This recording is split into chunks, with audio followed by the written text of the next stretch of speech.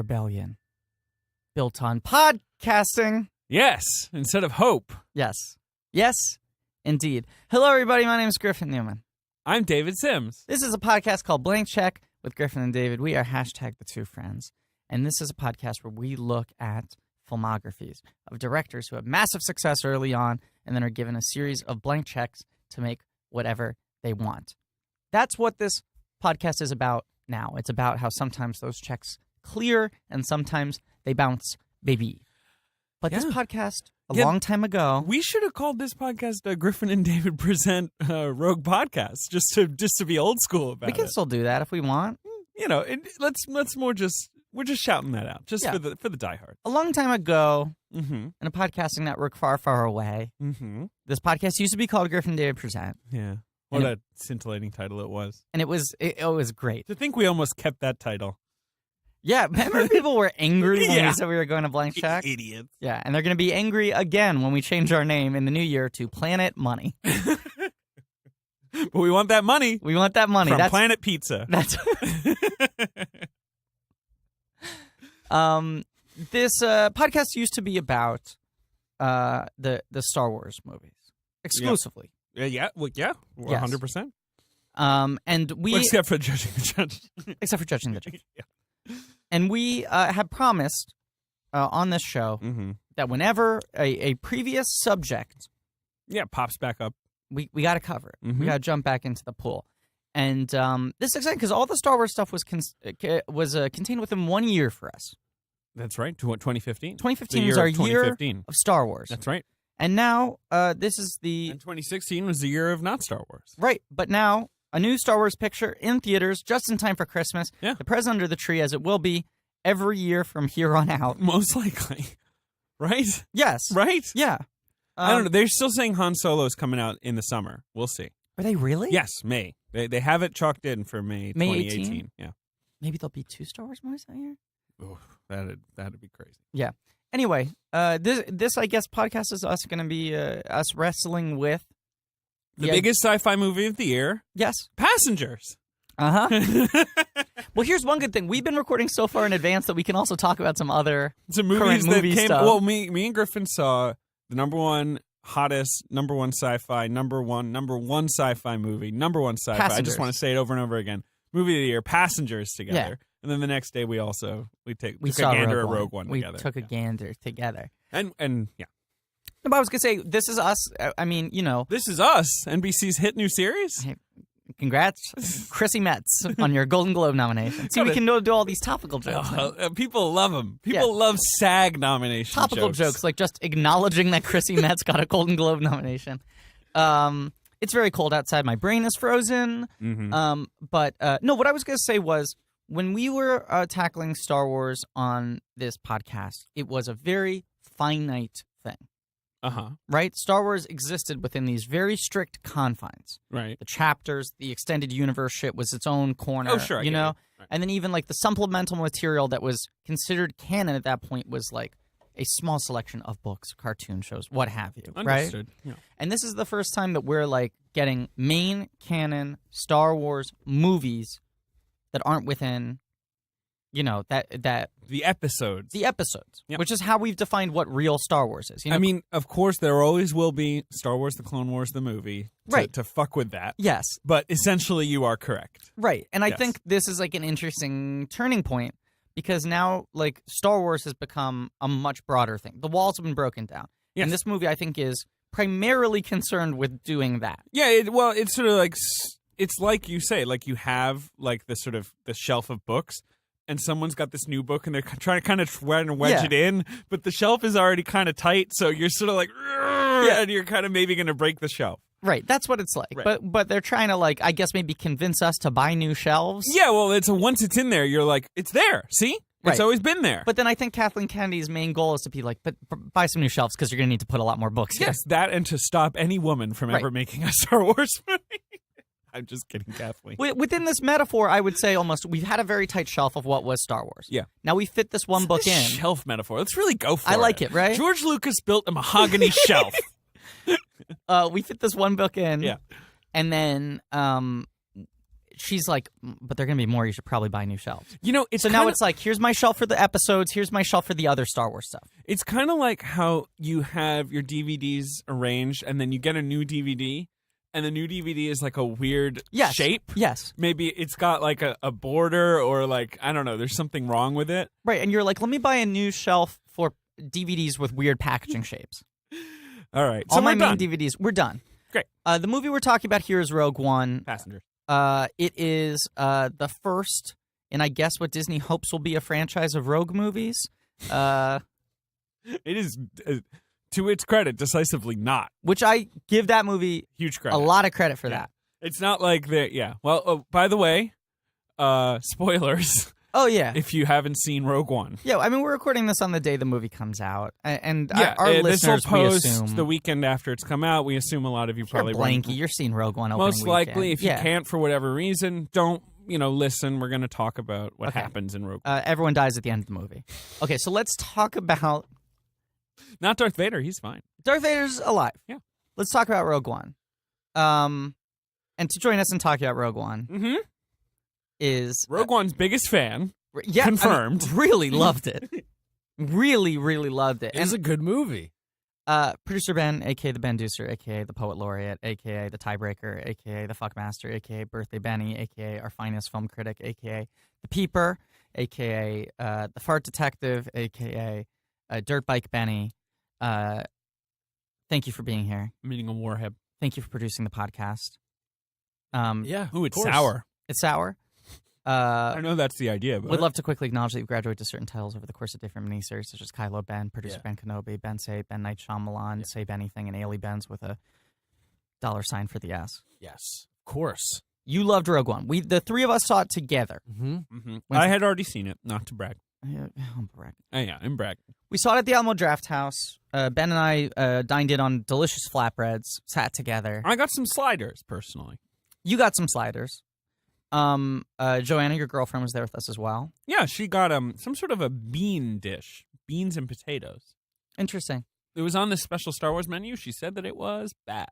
Oh, interesting. My sliders were okay.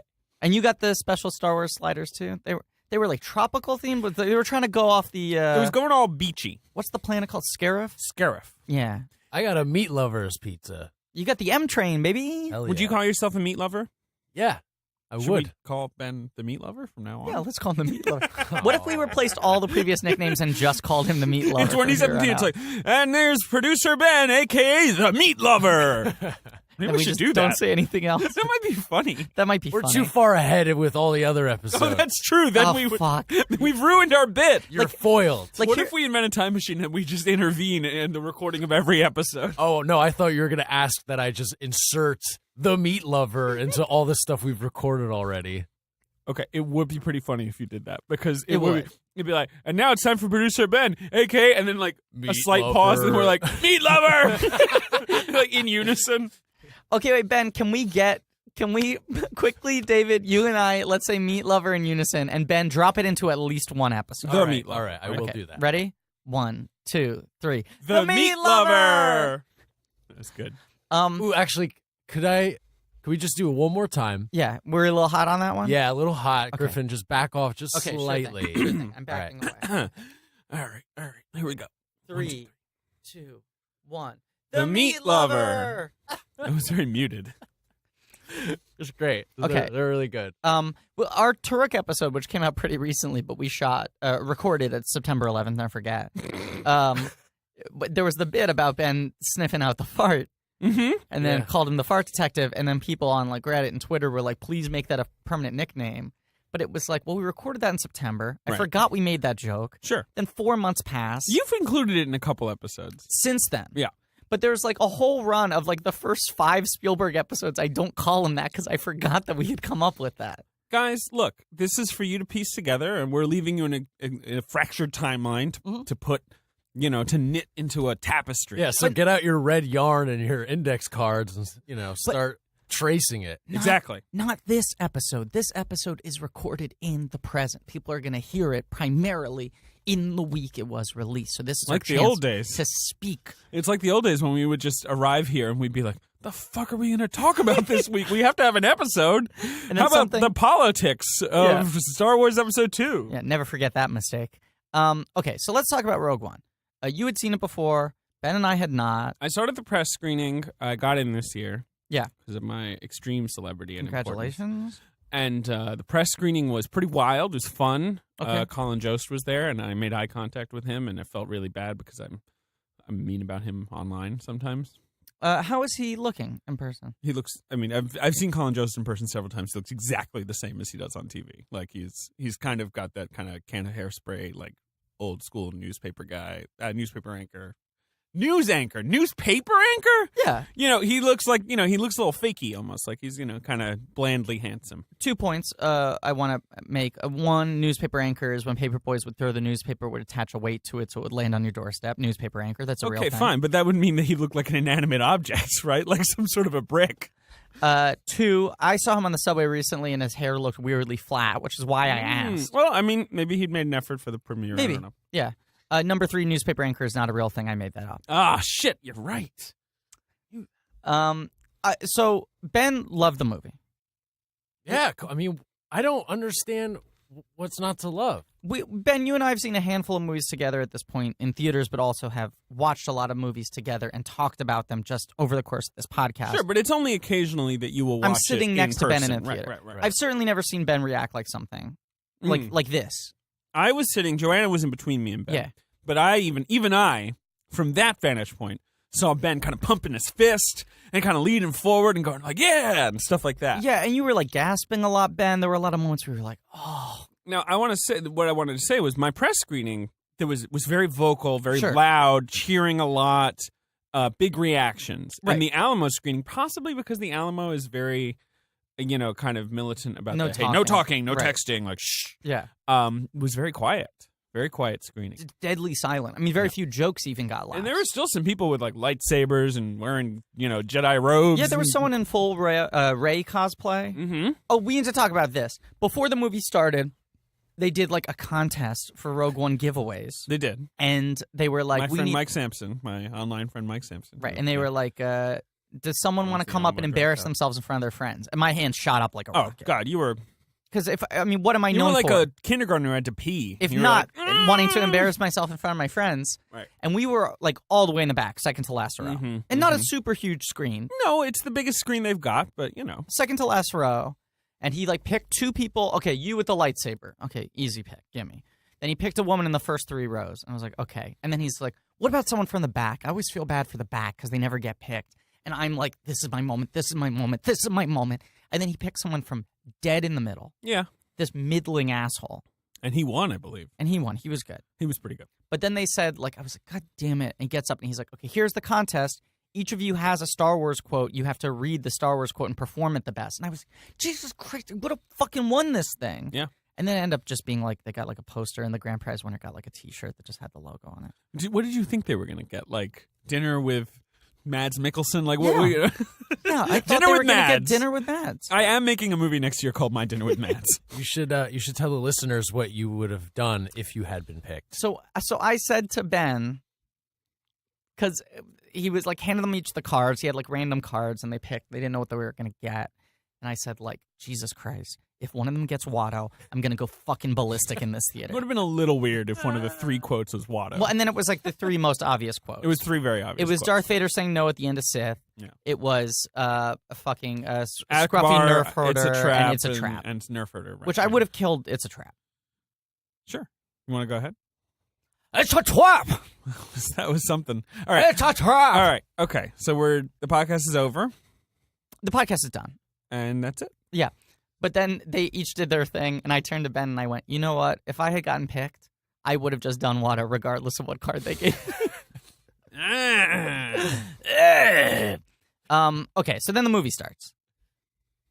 Then the movie starts. And then it finishes. I just want to talk about our responses first, then we'll go through the plot of the film. Ben, And in between, nothing happened except that we were served food and drinks. Right. And the movie was playing. But deadly silent. Yeah, it was a pretty quiet audience. Ben was Some really claps at the end. visibly into it. Claps at the end. People like the ending a lot. Because the ending's really good. Yeah.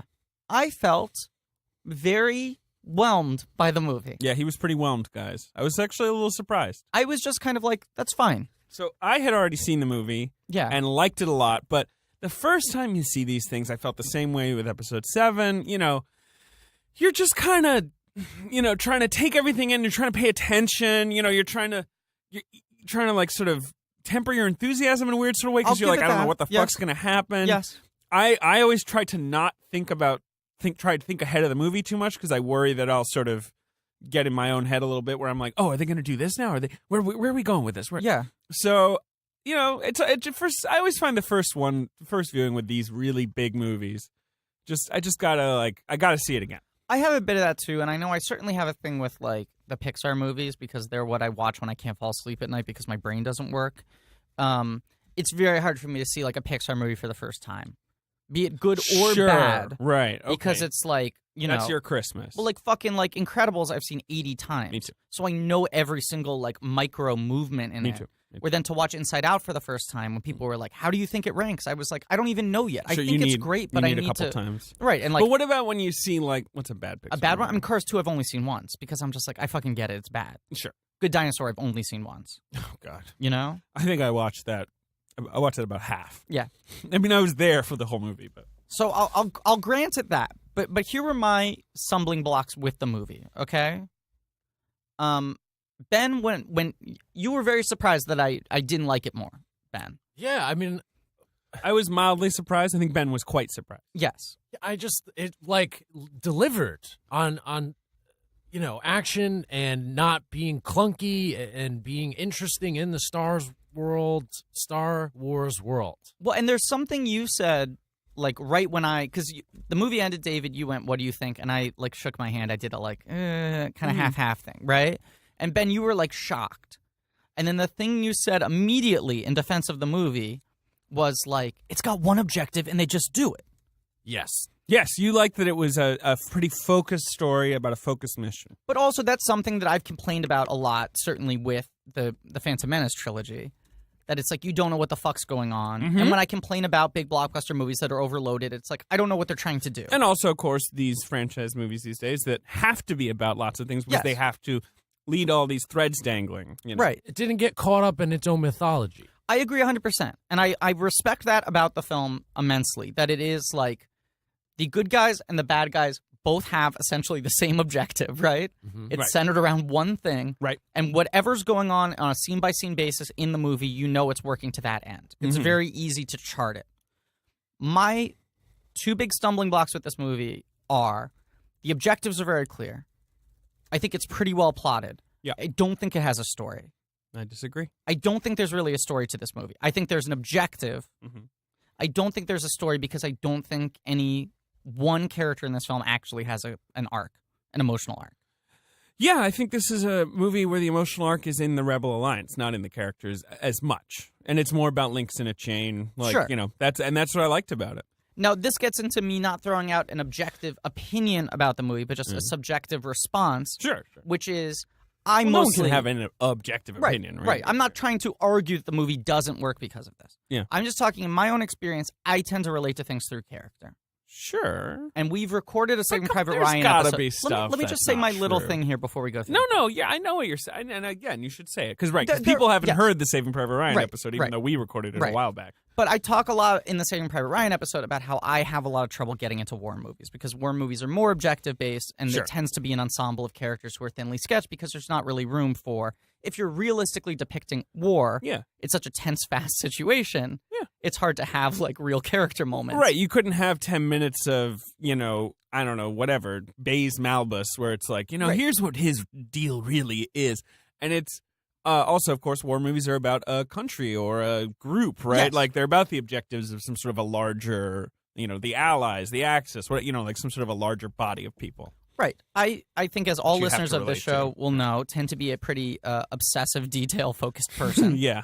And I have a hard time dealing with things in the macro, kind of. I need to deal with things on a micro level, which is why I think I engage with characters so much, because if I can follow what's going in the story through an emotional through line, then I have a easy connection. More of a comic book thing. Yeah. Like, or I mean, I know you like always true in a comic book. Like, there's always very big, bold characters for you to, lasso. Which is why I like primal fucking pop storytelling. Yeah. But the Star Wars movies always have even when they're bad, like the prequels are very much character-based movies. They're bad arcs and they're poorly, rendered characters. Right. But they are like character stories first and foremost. They are. This is the first Star Wars movie I've seen that like isn't really character-based. No, and it's only really interested in one character arc, and I would say it's only mildly interested in it.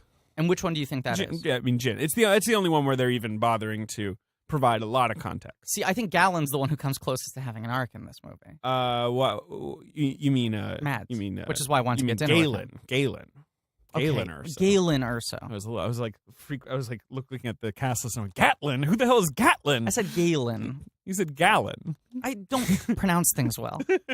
Galen's got kind of an interesting arc, but I mean, not a. And a lot of it happens off screen in between scenes and stuff like that. Can I argue though? Yes. A point? I thought like two performances and I think like two kind of characters that maybe it wasn't a huge arc, but it felt like there was something there. Was the blind character Chirrut?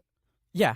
And his good friend Baze Malbus. Those were my two favorite characters. They're I will so agree with good. you on that. And like again, they maybe didn't have enough time to really explore, but it still felt like you sort of saw the relationship and saw sort of where it went. I thought Bodhi had a nice little arc. I like all the characters, but I am more into this as like a Dirty Dozen movie. Like that's why I like it. Right. I mean, that's one reason I like it. I like it for a lot of reasons. Yeah. I mean, I think the film.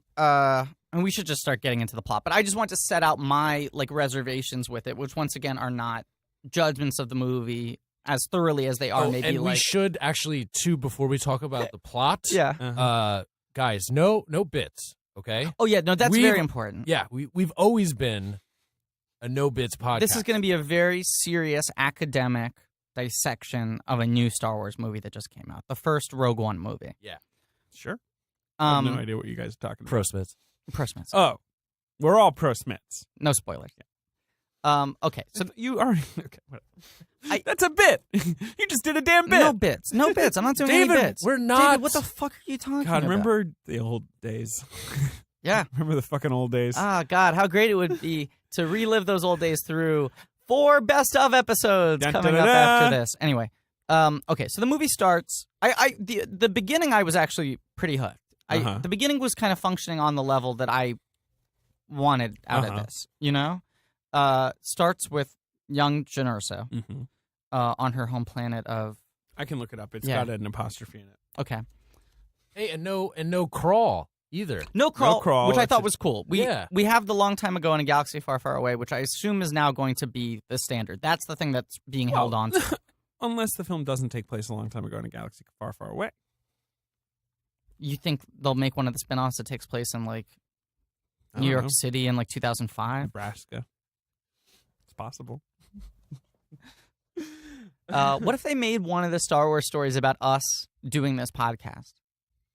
Yeah, that'd be really good. Who do you think would play us? Not this episode, but like do the whole podcast. The Griffin and David present, and then the saga of that turning into Blank Check. Who would play us? I mean, God, the dumb. I mean, if Johnny Galecki probably plays me, right? He's pretty old. Yeah, fucking. Hey, read the comments. See how many people think that Johnny Galecki played Arthur in The Tick. Oh, really? Mm-hmm. That's actually crazy. Yeah, People are pretty unobservant. Yeah. I want Dexter Jetster to play me. Okay, Dexter Jetster. You want him to play you. Johnny Galecki. You want it to say in the credits, Ben Hosley played by Dexter Jetster. And Dexter Jetster as Ben would get the and then who would play you? I don't know. Well, you're the one who posed the thing. You don't have a Brendan Fraser. Okay, that's a good one. that is a good one. Yeah, sure. I think Brendan Fraser would play you well. Yeah, I think he'd do a good job. Okay, so Brendan Fraser's probably first bill, Johnny Galecki and Dexter Jetster. And Dexter Jetster as Ben Hosley. Producer Ben Hosley, and then all the names. They would need That's a most crawl of the for my movie. nickname. Yeah. All right. So she's on some planet. I can't find the name. Okay. We're ahead of Wikipedia for the first time in this podcast history. Yeah, jeez. And Orson Krennic, played by Ben Mendelsohn, and Ben Mendelsohn's big ears. One of my favorite living actors. He's great. Now, what do you love Ben Mendelsohn in? Everything he's been in. Right. I think he's... he really is an excellent actor. He's a really excellent actor. I mean, whatchamacallit? Animal Kingdom was the one that's where that I was launched just him. like, Jesus Christ, what the fuck is he'd this been guy? around in Australia for years already. He started acting when he was like 18. He was like in stuff as a teenager. But that really launched him. And then, I mean, he's obviously amazing in Mississippi Grind. He's great in Slow West. Place Beyond the Pines, I thought he was really excellent. Sure. What else is he in? Let's see. He's in TV shows like Killing Them Softly. He's really good in the Andrew Dominic movie. Yes, I've never watched everyone's got to Bloodline, get but rid I of know. Danny. Yeah, what's up with Danny? he won the Emmy for that. He did win an Emmy. Yeah. Somewhat ridiculously for the second season, in which, I'm sorry guys, Bloodline spoilers, he is dead and a ghost. Oh, interesting. Anyway, But he right now, he's a bit of a flavor of the month for Hollywood, and that is not to dismiss Ben Mendelsohn's overall quality. It's just like suddenly he starts getting cast in tons of projects. You know, he's almost going through a like Alan Rickman post Die Hard thing, where it's like, let's plug this guy into the system. Exactly, or maybe a Gary Oldman, you know, back in his breakout years. You know, that thing where it's like, here's a nice, textured character actor. Oh, look at this guy's face! I just want to put it in something, right? Because he's going to be in Ready Player One, right? He's yes, and he just got announced he's going to be the sheriff of Nottingham in the new Robin Hood. So he really is the new Alan Rickman. I was actually a little annoyed when I saw it because that felt too obvious. I had a good tweet about That's a waste of like 6 months of Ben Mendelsohn when he could be doing other stuff. He should be playing a jolly mailman in something. Yeah. That was my. I'd be more joke. excited to see Ben Mendelsohn playing like Little John or something. You know? Yeah, no, I'd like to see him be funny. Yeah, because he has one rapper? Yes. Lil Jon. Lil Jon. Yeah, that'd be very unproblematic, and no one would object.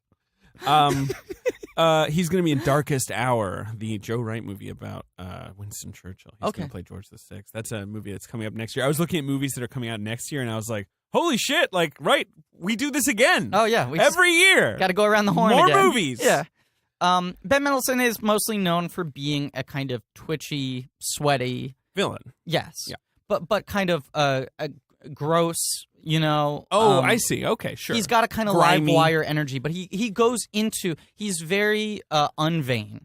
Yeah. There's a better word for that, I'm sure. No, but right? you're right. But he doesn't give a shit, and he doesn't care about being sympathetic, and he doesn't care about being, No. you know... A lot of villains want to go for... or villain actors want to go for a certain seductiveness or something like that. No, I mean... He's the squirrely kind of, like, live wire dude who's very twitchy, and... when they announced that he was going to be in this, it was really exciting. I first thought he was going to play a hero because they hadn't announced he was the villain yet. And I was like, I'd love to see him play a hero in something like this. I think when I saw him, I was like, oh, well, he's probably your villain, right? It was either him or Forrest Whitaker. Sure. Forrest Whitaker almost felt even more obvious. So. I do love, though, that the villain he plays in this isn't, like, they could have very easily made him, like, the weird, twitchy alien villain. No. I like the idea of Orson, director Krennic, He's a very lot. Regal. He's very sort of well apportioned. controlled. He's in his imperial whites all the time, and but Abe Reisman, you know Abe, right? He's a rights revolter. Yeah. He tweeted, "Rogue One is in many ways the story of a product manager who gets screwed by one of the firm's senior partners just before rollout." And that is kind of what Orson Krennic is. He's he's the guy who thought of the Death Star. Mm-hmm. And everyone was like, come on, man, a fucking planet-sized spaceship that blows up planets, like, you're out of your fucking mind. And he makes it happen, damn it. And he gets the scientists, and they build the fucking thing, and it works. And then the minute it works, everyone's like, oh, wow, this thing's really good. Get out of the way. Like, come on, I'm in charge of this now. He's almost like the Orlando Bloom of this Elizabethtown. Interesting. You could but imagine it works, though. In Rogue 2, he would jump on that suicycle. The suicycle. Yeah. It works. But I like that they, even though he's a villain, they cast him against type. Okay. And fine. he's got an amazing look in this movie. And great ears. Great ears. He's got a good look. He's got a very good look. It goes a long way to making him work as a villain, even if his character is undercooked at times. Yeah.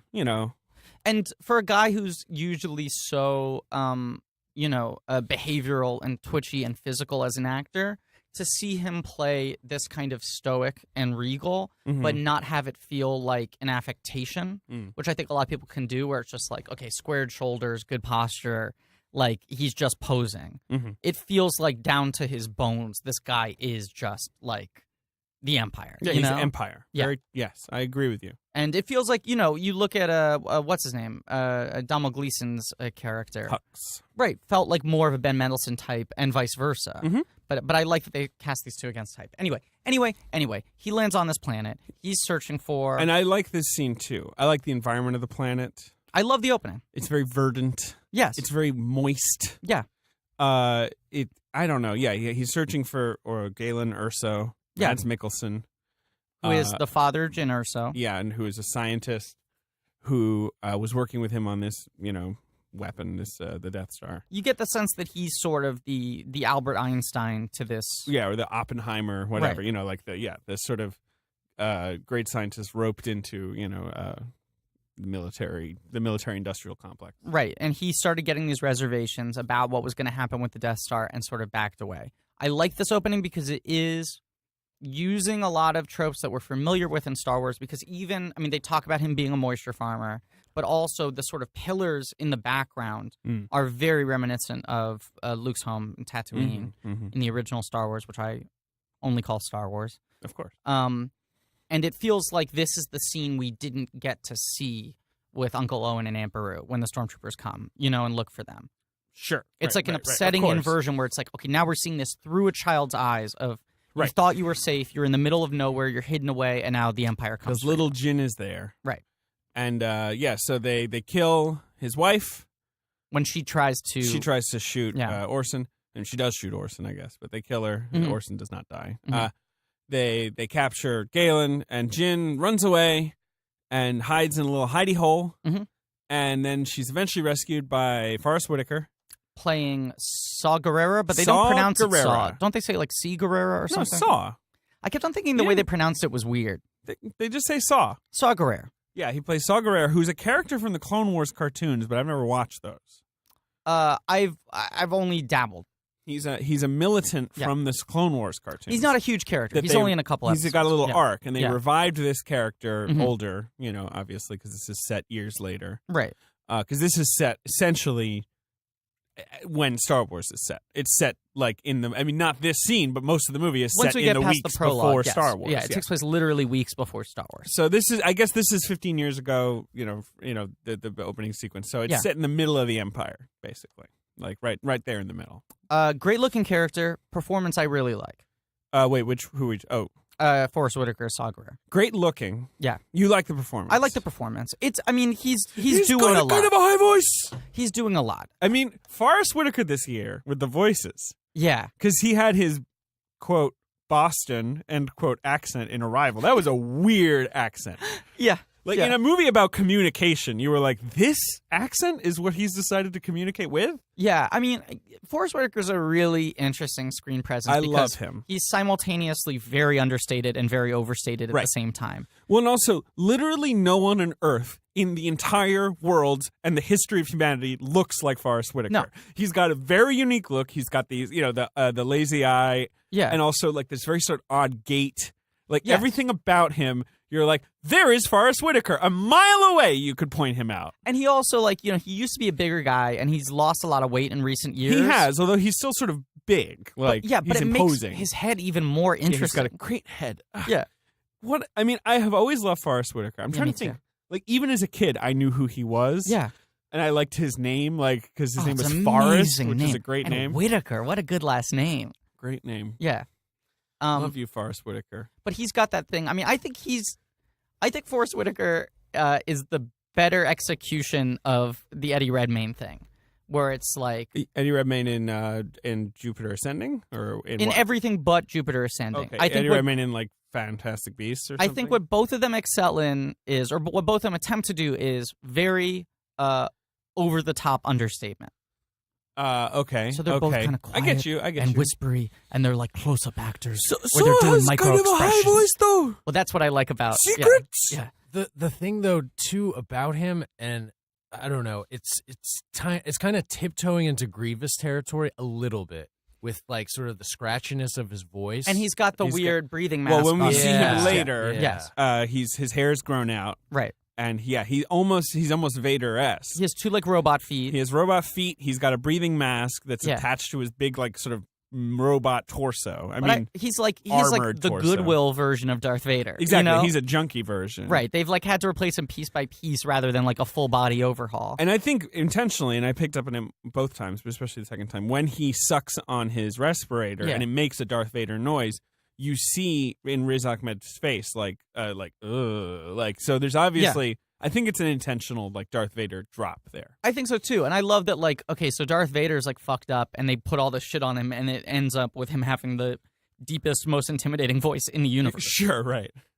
Which is very different from Hayden Christensen's kind of nasal whine. Very true. Which Jake Lloyd had as well. And then you get to this movie, and it's like Forrest Whitaker, who has a range of voices, but is known for being like a very powerful voice when he wants to be that. Yeah. Right. In this, suddenly has this like crushed windpipe, and he's like, "What will you do?" You know, he's given it all, but he's like the inverse of Darth Vader in every sense. I get you. Yeah. What do you think of? I mean, I guess there is other stuff in between Jin as a kid and Jin reuniting with Saw Gerrera, but we since Saw Gerrera's scenes are pretty concentrated at the beginning of the movie, we could just wrap up Saw Gerrera's stuff right now. I think let's bridge the gap. I mean, she runs away. Saw Gerrera finds her. Rogue One. There's the title. Ben pumps his fists. Yeah, he's in like yellow, fucking awesome. Classic yellow script, right? But just as Rogue One, and it's just a smash like title. And then we go to 15 years later, whatever, and Felicity Jones, Jyn Erso, now grown up, is in like a cell with a bunch of other weird aliens. And we should note this is a movie, especially at the beginning. It's cutting between a lot of like locations in space. Is giving you title cards, and explaining what they are in the title cards. This is all new for Star Wars. It's moving very fast. Yeah, it's definitely got a different kind of rhythm than most Star Wars movies. Yes, because it's about all these links in the chain that have to kind of get united. So instead of just the old Star Wars movies, especially the Lucas originals, less so like Force Awakens and the later ones, but it's like. In the original Star Wars, there are the plans. Yeah. And you just follow the plans. Like, they go into R2, then you're with R2, and then you follow R2 down to the ship with C-3PO, and then there's robots walking around for a while. I mean, no one's ever going to make that movie again, right? That's just 15 minutes of robots walking around talking to each other in the desert. I know. I love. Of course, it's the greatest. Yeah. But and then the plans happen up with Luke, and then you're following, you're really just following one thing through many, different plots. Right. Well, I don't even know if we're going to get a Dexter Jettster scene ever again. Even the prequels are still more methodical in that they were like pretty concentrated narratives. Right. Well, and of course, Attack of the Clones, which you're referencing, that has the two narratives, but it's trying to be like a mystery. Right. But it's like the way he great pot boiler. The way he solves the mystery is by having to have like 8 different conversations with people that are each long, and are not set pieces, are not action sequences. Right. This movie isn't really concerned with any of that, but we're setting up kind of the different parallel narratives of, okay, who are all the people? We have Booty Rook, which is a lot of fun to say. Yeah. Booty Rook! Yeah, so we've got Jyn in jail or in space, in like a space chain gang. Yeah. On some rocky planet. Right. You've got Bodhi, who has come to Jeddah, which is where Saw Gerrera makes his home. Which was previously the planet of the Jedi? It's a planet with a Jedi temple, and you see that big Jedi structure that's been toppled. Look kind of like Obi-Wan, bearded guy with a hood. Yeah, but, it's a Jedi. I mean, let's be honest. Those guys didn't exactly, vary their fashion choices. A lot of robes. Tell that to Kit Fisto.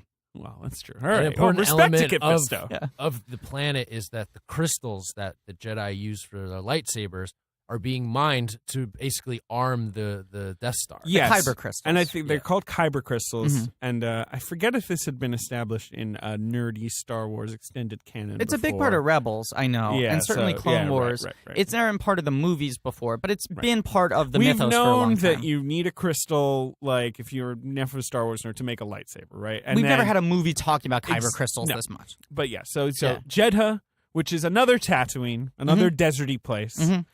But it's got crystals, this one. Saw Gerrera's hanging out there. Big broken statues. It's a flashpoint in the Galactic Civil War, so there's a very tense place.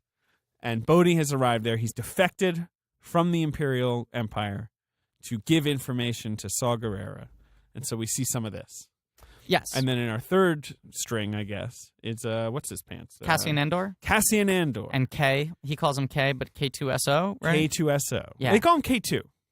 The breakout character of the film. Yeah. So I good. think that's fair to say, right? I mean, he's going to be the fan favorite. So funny. Fans will love him. Yeah. So Cassian Andor is played by Diego Luna. A very pretty man. Oh,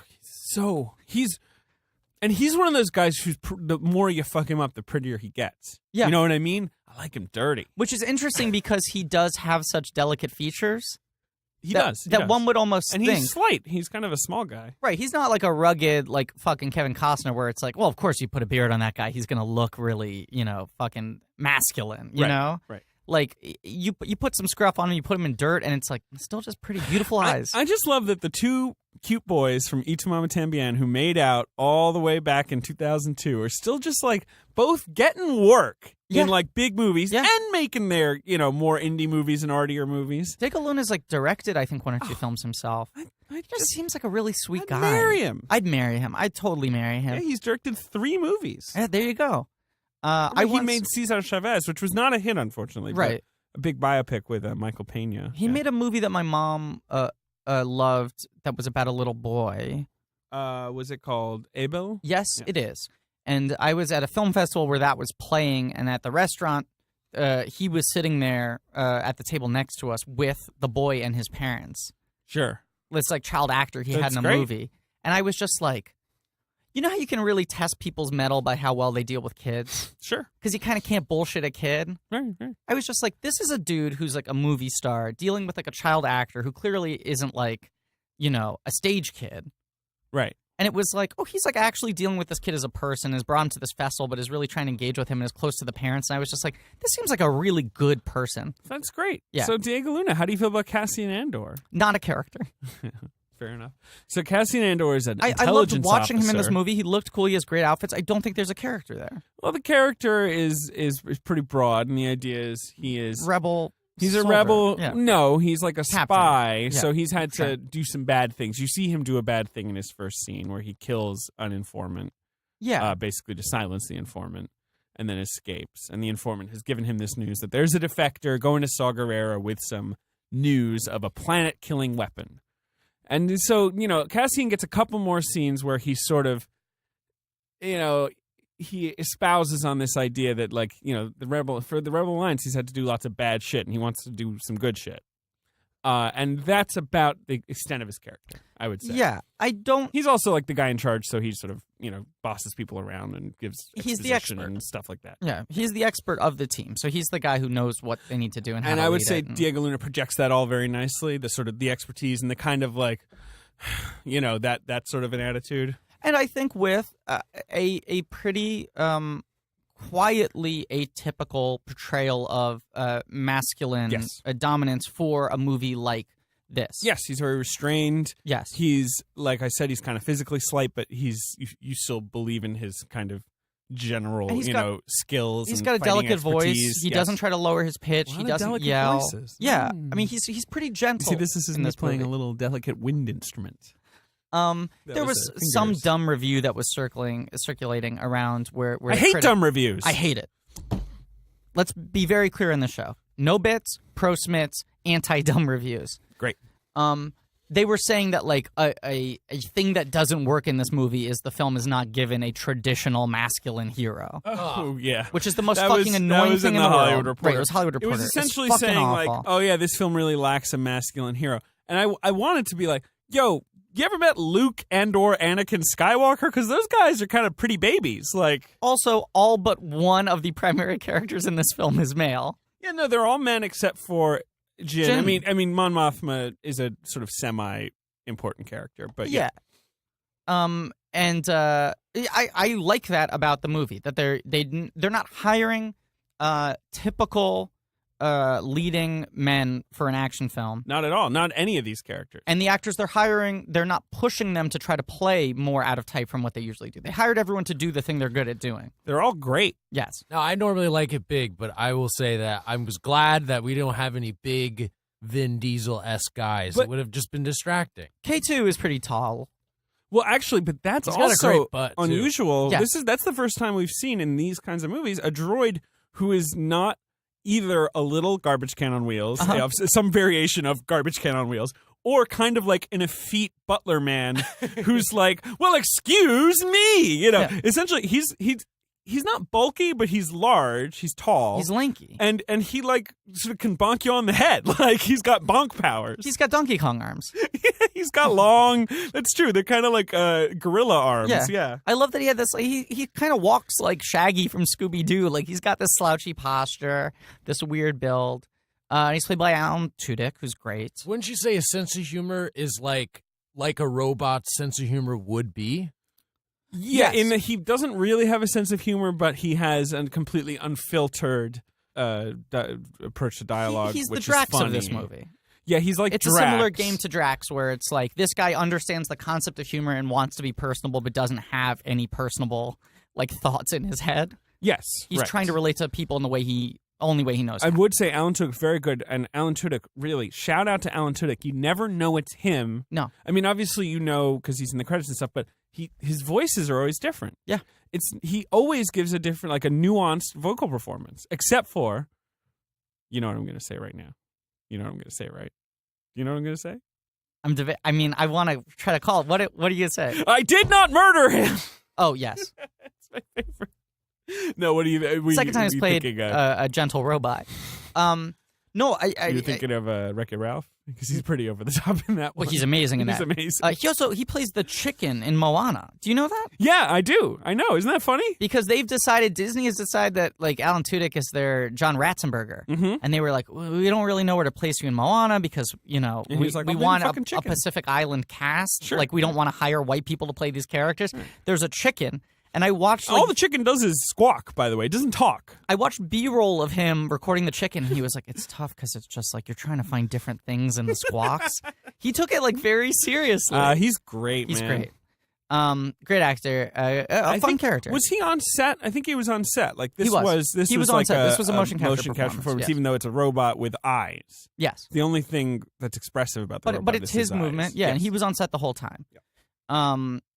And then his movement is very particular, like you say. he's a great physical And there actor, is something about the robot just kind of standing there all lanky and weird and then just suddenly going like bonk. Well, and Mr. I Did Not Murder Him was like one of the first. I did not murder him. That was one of the first mainstream mocap performances. Yes. It was like sort of right after Gollum. Yeah, and people were talking about it like, ooh, and everyone I think was like, forget it. Come on. But he's really good now. He is, except for I did not murder him. Yeah. But I mean, yeah. Okay, so that's the main group of people that we're sort of What introduced movie are to. you guys talking I, about? rub Robot. it. I rub it, please. Okay. And then wait, so what? How do Cassian and Jin end up together again? Cassian, they break her out of her jail. Right. She gets broken out of the chain gang, Right, and she's right, trying to right. escape, and K2SO grabs her, throws her to the ground, and says, congratulations, you've been rescued. Yes. Which is funny. Yeah, it's funny. And then they take her to Yavin 4, which is, we've Familiar seen before. planet, yes. You know, that's the planet where the Battle of Yavin in the end of Star Wars takes place. And that's where she meets Mon Mothma. Which, shout out, what's her name? Genevieve O'Reilly. Genevieve O'Reilly. The same actress who played Mon Mothma in the deleted scenes of Revenge of the Sith. You do see her in Revenge of the Sith, but she has no words. Yes. But she shot a lot of footage that was cut, but we did address in great detail on our Yes. deleted scenes episode. And that there was an action figure made of her which no one bought because she was no longer in the movie other than as a background lady with a nice dress. Yes. But I do like that, and it's funny because we're going to talk about Tarkin in a second. Mhm. I mean, obviously, he's dead. But nonetheless, like, I do like because Revenge of the Sith is 11 years old at this point. Correct. So, yes, okay. Mon Mothma has aged more than 11 years since Revenge of the Sith. Mhm. Fine. But 11 years is still pretty. It's like that's a nice gift you're getting. Yeah. The actress has aged 11 years, you Yeah. know, and like that's pretty good. You can just throw her back in there. Yeah, it's She's pretty playing cool. the same person. It's pretty fucking And cool. you know what? She's excellent. She's really good. She's very like quiet and very authoritarian with like kind of like the original Mon Mothma. But maybe even better. I think she adds more layers and nuances Many to it. Bothans died. Yeah. Yeah, I read an interview with that original actress once, and when she was like, I didn't know what a Bothan was, but I knew it was sad. She was just like handed some piece of paper, say many Bothans died. So the mission becomes, they need Jyn Erso. They want to find Galen Erso. They want to find Galen Erso because all they know is he's part of some super weapon being designed, some planet killer. Right. And they're told, like, and Jin's obviously there to, like, apparently this is with Saw Gerrera. Jyn knows Saw Gerrera.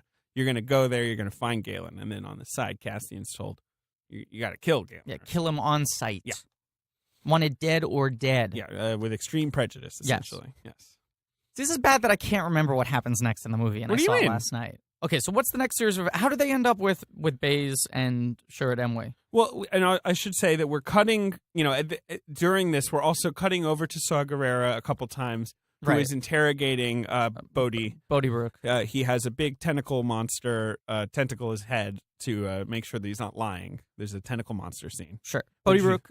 Yes. What were you going to say about the tentacle monster? What did you think of the tentacle monster? Cool. Good performance. Like it. Hard pass. Hard pass on meeting the tentacle monster, or no, in performance review. I'm saying. Oh, a pass. Oh, yeah. I mean, we'll do a performance review. P.S. Sure. Yeah. And Bodhi Rook, we should mention, played by Riz Ahmed, great actor. Yeah, Riz Ahmed, a great up and coming young British rapper / actor. Yeah, who's so cute. Yeah, who you know best as a Griffey Award nominee for Nightcrawler, Best Supporting Actor. Which I thought he was okay in, but you know what I love him in? Four Lions. Yeah, I think he's phenomenal in Nightcrawler. I think he is good, but I don't like that movie, so that was a problem. Okay. For me. Nightcrawler, we should say, directed by the editor of this movie. No, see, that's yet another Gilroy. There's too many Gilroys. The editor of this movie is John Gilroy. But that's Dan Gilroy, who made Nightcrawler. Are they all related? I think they have to be. I know Dan and Tony are, definitely. I have to imagine Tony getting screenwriting credit on it. They're all the son of Frank Gilroy, a Pulitzer Prize-winning play writer. Interesting. He wasn't a Pulitzer Prize-winning play, which I almost said. He wrote The Subject Was Roses. Their father was Anna in the Tropics, the Pulitzer Prize-winning play. Oh, boy. There was also a female Gilroy in the end credits who I noted worked in the art department. Well, that might be a different Gilroy, because he's listed as having 3 sons. But she might be married to one of the 3 boys. Let's not get into Marshall Lucas territory so early. All right. Anyway, so Riz Ahmed. So what I was saying is we're cutting between these two things. Mm-hmm. And then you've got the little team, which is Cassian, Jyn Erso, K2SO. Is that it? It's just the 3 At that point, yeah, right? Yeah. They get on their ship. They go to Jeddah, which is where Saw Gerrera is. Mm-hmm. They're in the city of Jeddah, and it's when they're walking around there that they meet the Guardian of the Wills, the blind master of the Jedi Temple. Oh, right. He feels her. Yeah, he feels her because she's wearing a kyber crystal. Right. He senses it. Yeah. Because his dad gave her a little kyber crystal before she ran away. Yeah, now that she puts around her neck. This character I find very interesting because this feels like... Chirrut Imwe? Yes. Played by Donnie Yen. Yes. Who is, of course, IP a legend of Hong Kong, action cinema. Yes. Ip Man. Yes, and many other... how old do you think he is? How old do I think Donnie Yen is? Yeah. 52. Wow, he's 53. That's really good. I'm good at this. He's been around forever. He's hot. Yeah. He's stacked. Yeah. Out of movies, he always has a teen bop haircut. Yeah. I don't know. He's awesome. He's mostly in Hong Kong movies. He's playing the villain in XXX, The Return of Xander Cage. Can I say something to you about that movie? Yeah. It looks really bad. I agree. Isn't that a bummer? It's a bummer. But you know what? XXX was never good. No. Because XXX is really bad. Yeah. Really bad. Yeah. And you know what I didn't think XXX, The Return of Xander Cage, was going to do? Be bad? No, double down on the extreme sports angle. Yeah. Because it's 2016. Yeah. No. Also, this is your quick reminder, as I always like to point out, but somehow forgot to point out in the Saving Private Ryan episode where they both appear on screen together, Paul Giamatti and Vin Diesel are the exact same age. So just imagine Paul Giamatti doing a film that focused on extreme sports, doing all those stunts. So when you say extreme sports, they're going to skateboard? It's fucking not even longboarding and street luging and shit like that. Yeah, right. That's the thing. They've dug deep to get some new extreme sports. Are they parkour though?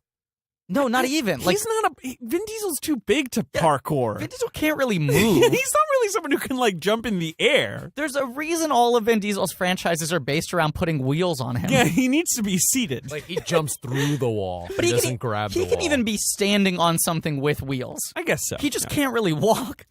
Anyway, so Donnie Yen, he's great. I'm gonna make a movie where Vin Diesel is on a Lazy Susan the whole time. It's gonna be a drama where we just have to spin Vin Diesel around. And is it called Lazy Susan? Yeah, that's good. That's good. Is it a sequel to Lady Susan, which was turned into Love and Friendship? Yeah, and it's a prequel to Lazy Sunday. Great. Thank you. 10 comedy points. All right. What do you why do you think Chirrut Imwe is an interesting character? This is the first movie we've seen without any Jedis in it. Very true. As we are repeatedly told, the Jedi are all dead. Right. Of course, we know Obi-Wan, and he's briefly mentioned, not by name. Right. But, apart from that. We don't see a lightsaber ignited until the very end of the film. True. And it is by Mr. Bad himself, Darth Vader. Right. He is a Jedi, technically, or whatever. He's a... Sure. But he's a Sith now. Come on, he's a fucking Sith Lord. Look, I can't deny it. He gave us 0 stars. He's Look, a Sith Lord. I'm not happy about the fact that he's a Sith Lord. I'm not happy about it either. I wish he hadn't turned and murdered all those younglings. It fucking sucks. It blows. I think Order 66 was, on balance, a bad order. Yeah, I think one of the worst. It's the worst one I can think of off the top of my head.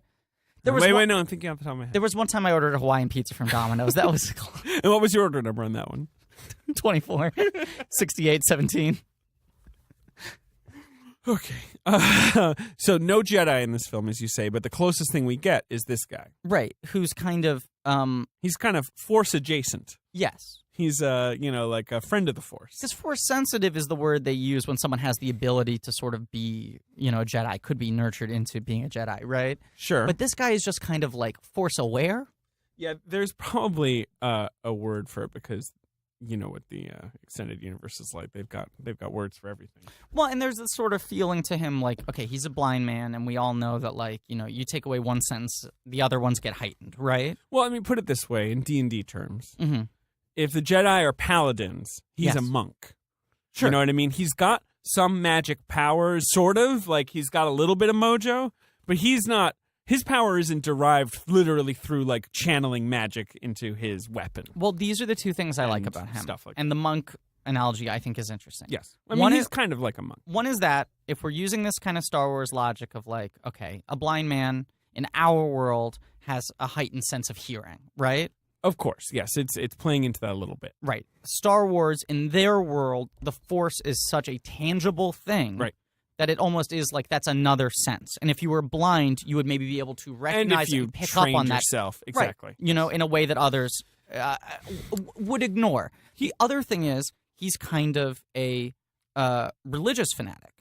A little bit. He's certainly a follower. He's a follower. I would say that he's like the serious version of Grandma Glasses in Force Awakens. What the fuck is her name? Jesus Christ. Lupita Nyong'o. Maz Kanata. Maz Kanata. Yeah. Right? Because she's also someone who's not a Jedi but can see the Force with her big glasses. Mm-hmm. And he's someone who's not a Jedi but he can feel the Force using his blind person powers.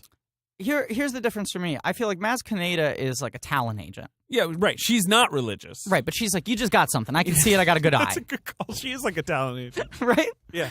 She's like, what do you want to be doing? Sitcom, stage? What's your priority? Right. She's like Peggy Siegel. Right, she's Peggy Siegel. Who's not an agent, I should say. But, No. But that's kind of... She, they're going to do a Maz Kanata one-woman show on Broadway played by Ben she's like Midler. Elaine Stritch. Yeah. Elaine Stritch should have played her. If Elaine Stritch wasn't dead, she would have been a great Maz Kanata. Sue Mengers. That was the one I was trying to think of, the Bette Midler play. Anyway. Great reference. I'm sure Richard Lawson will love that one. That's a joke. Hi, Richard. That's a joke for Maybe Richard. Bobby Finger. Bobby Finger. And I'm pretty sure Bobby will like that one too. Bobby, Richard, and we're out. Esther could if she's listening. Esther, yeah. Only past guests of this podcast will like that joke. Not that Joe Reed will like that. Yeah, Katie Joe Rich Reed will will like it. Katie will definitely like it. All right. So shout out to all you guys. No, it's great. Chirrut Imwe is like a religious disciple. You know what I'm saying? Yeah. Like, he's almost like a priest where he is like, I am not claiming that I have the power of Christ within me. I live my life by the teachings of Christ in service of that, trying to continue that on into the world, right? Right.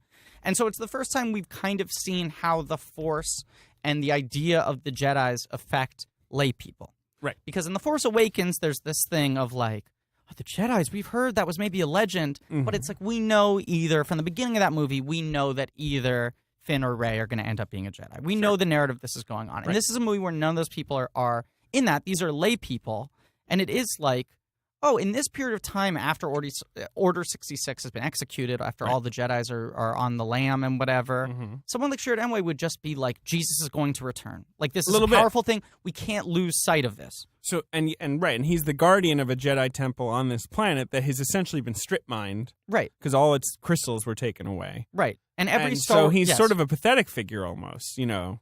Yeah. Like, in an admirable sort of way. Well, in a way that people, like an agnostic would go like, this is fucking, or not even agnostic, an atheist would just like angrily be like, Jesus isn't fucking real, get over it, God isn't real, this universe is meaningless. And he's just like so committed to this idea of the Force, you know? Right. And the power it has. That's the first time we've seen the Force through like a layperson's eyes without immediately being confirmed that like, this is a real thing. Come with me. You're part of the system. I'm cool with that. And I also want to... Can I get really nerdy for a second? Please. You know, I mean, this is the place to do it. So I believe... Is it...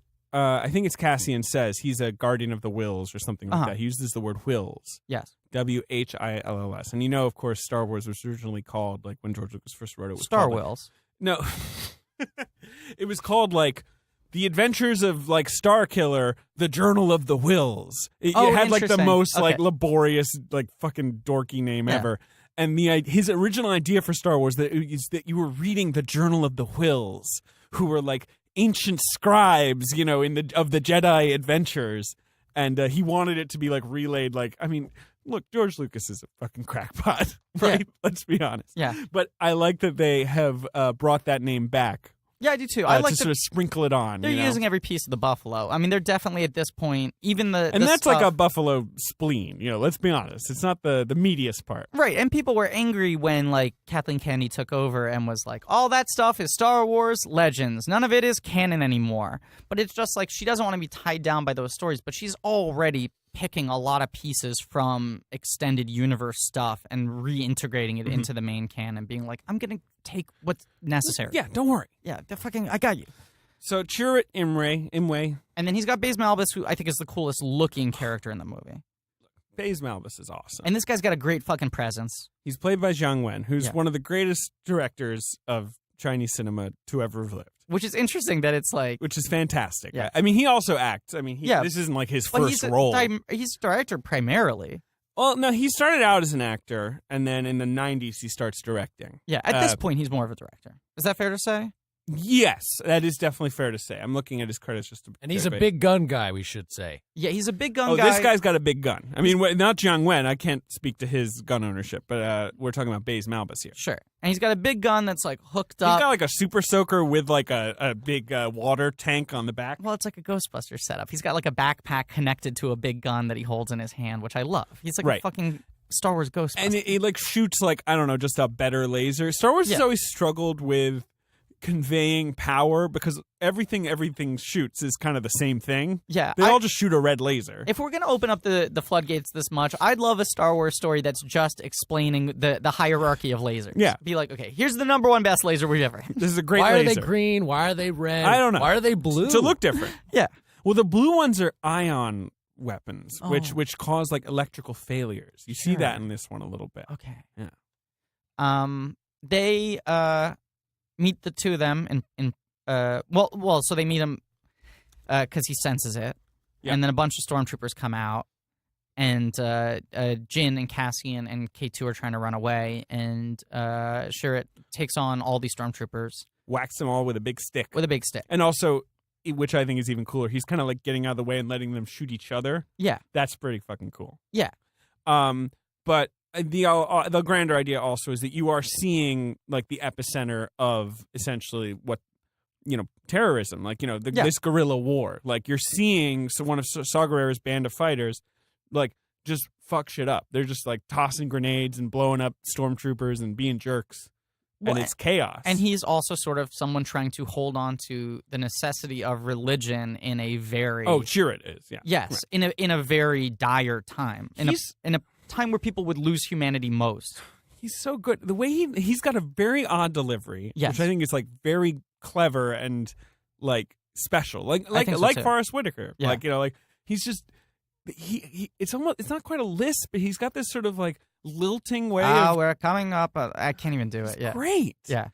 And Baze Malbus is sort of his protector. I mean, I like this he's dynamic. like his buddy, but he's like grumpy about it. It's a classic he's kind of dynamic. his Chewbacca, but he's also sort of his bodyguard, where he's like, why can't this guy just sit in a room and sit still? I gotta keep chasing after him, shooting other people.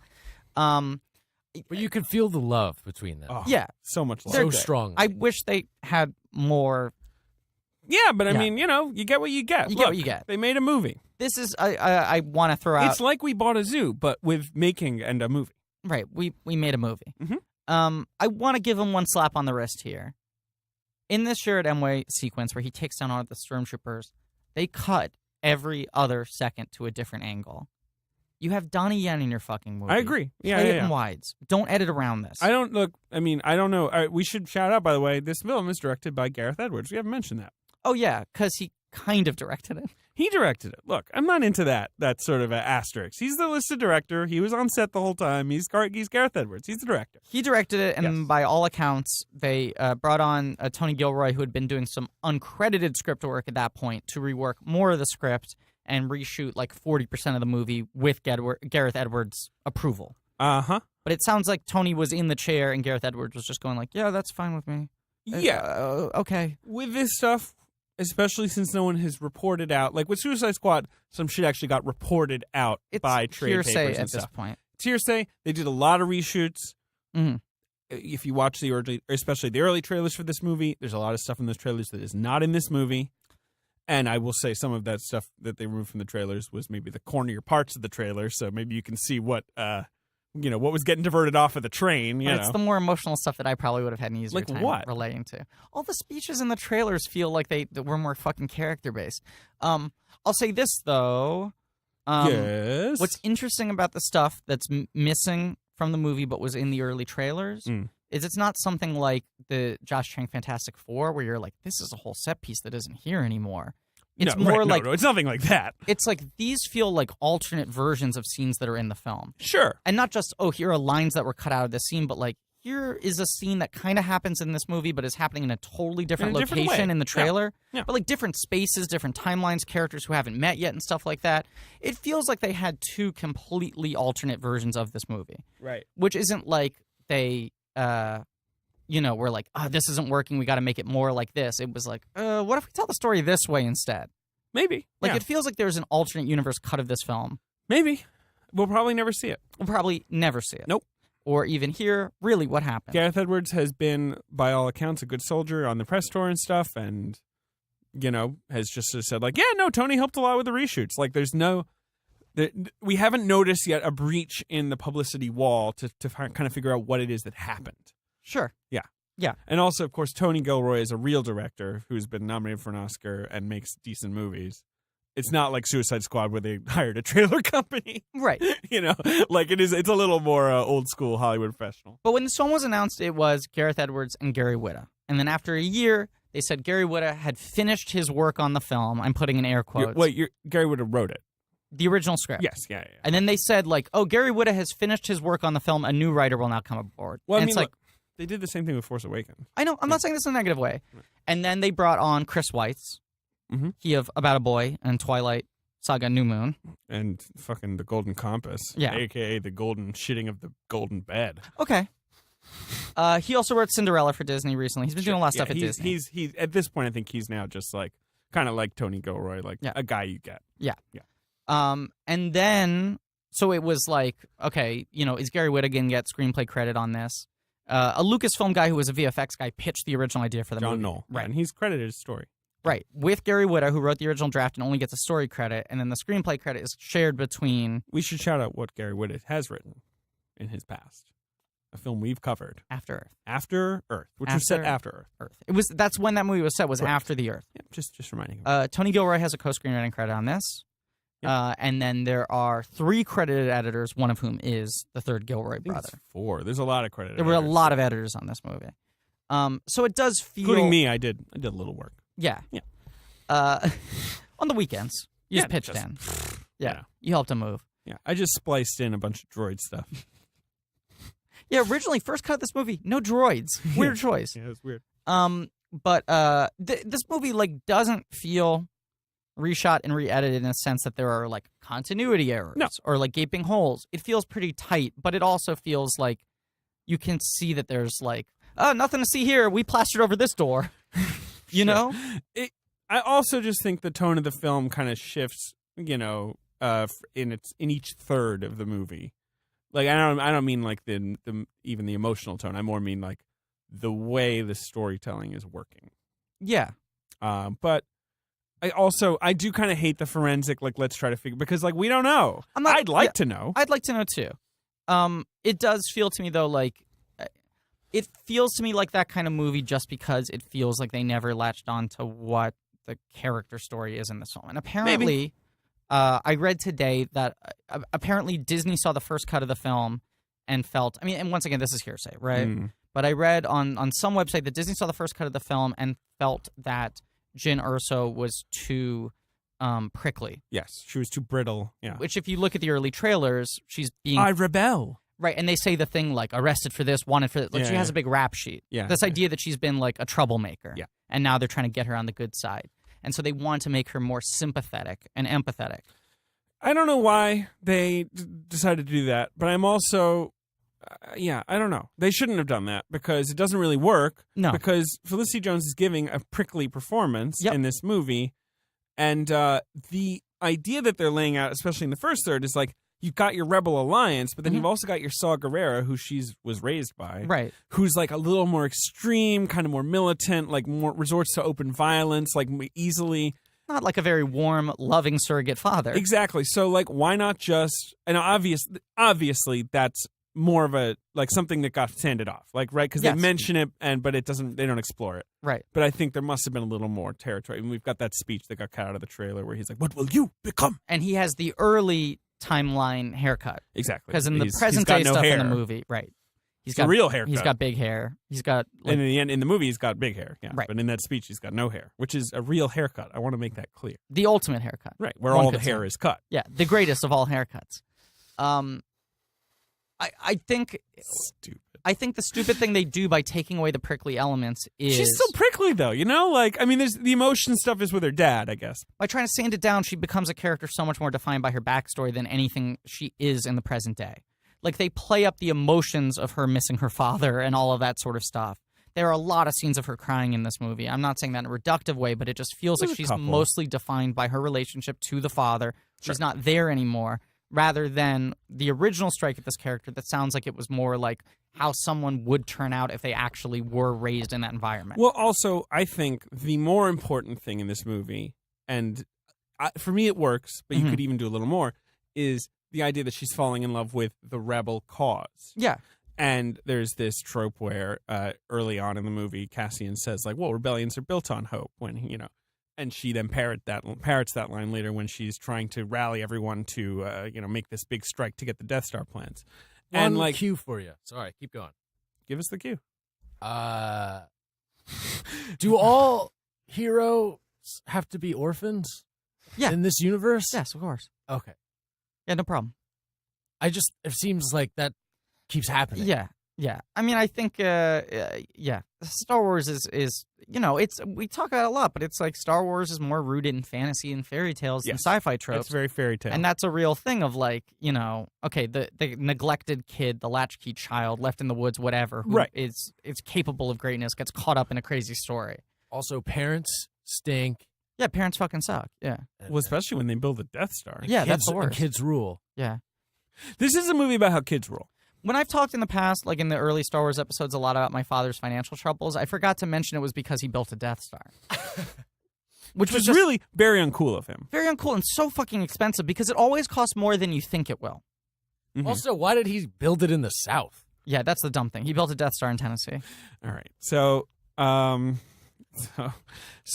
a throwback. No, it's a good throwback. We should just move on, right? Yeah. I don't know. Do you want to do more of it? No. What I was just gonna say is I think there's you look at the trailers and it feels like there's a character story set up of this woman who is forced to become this point. fiercely independent, right? Okay.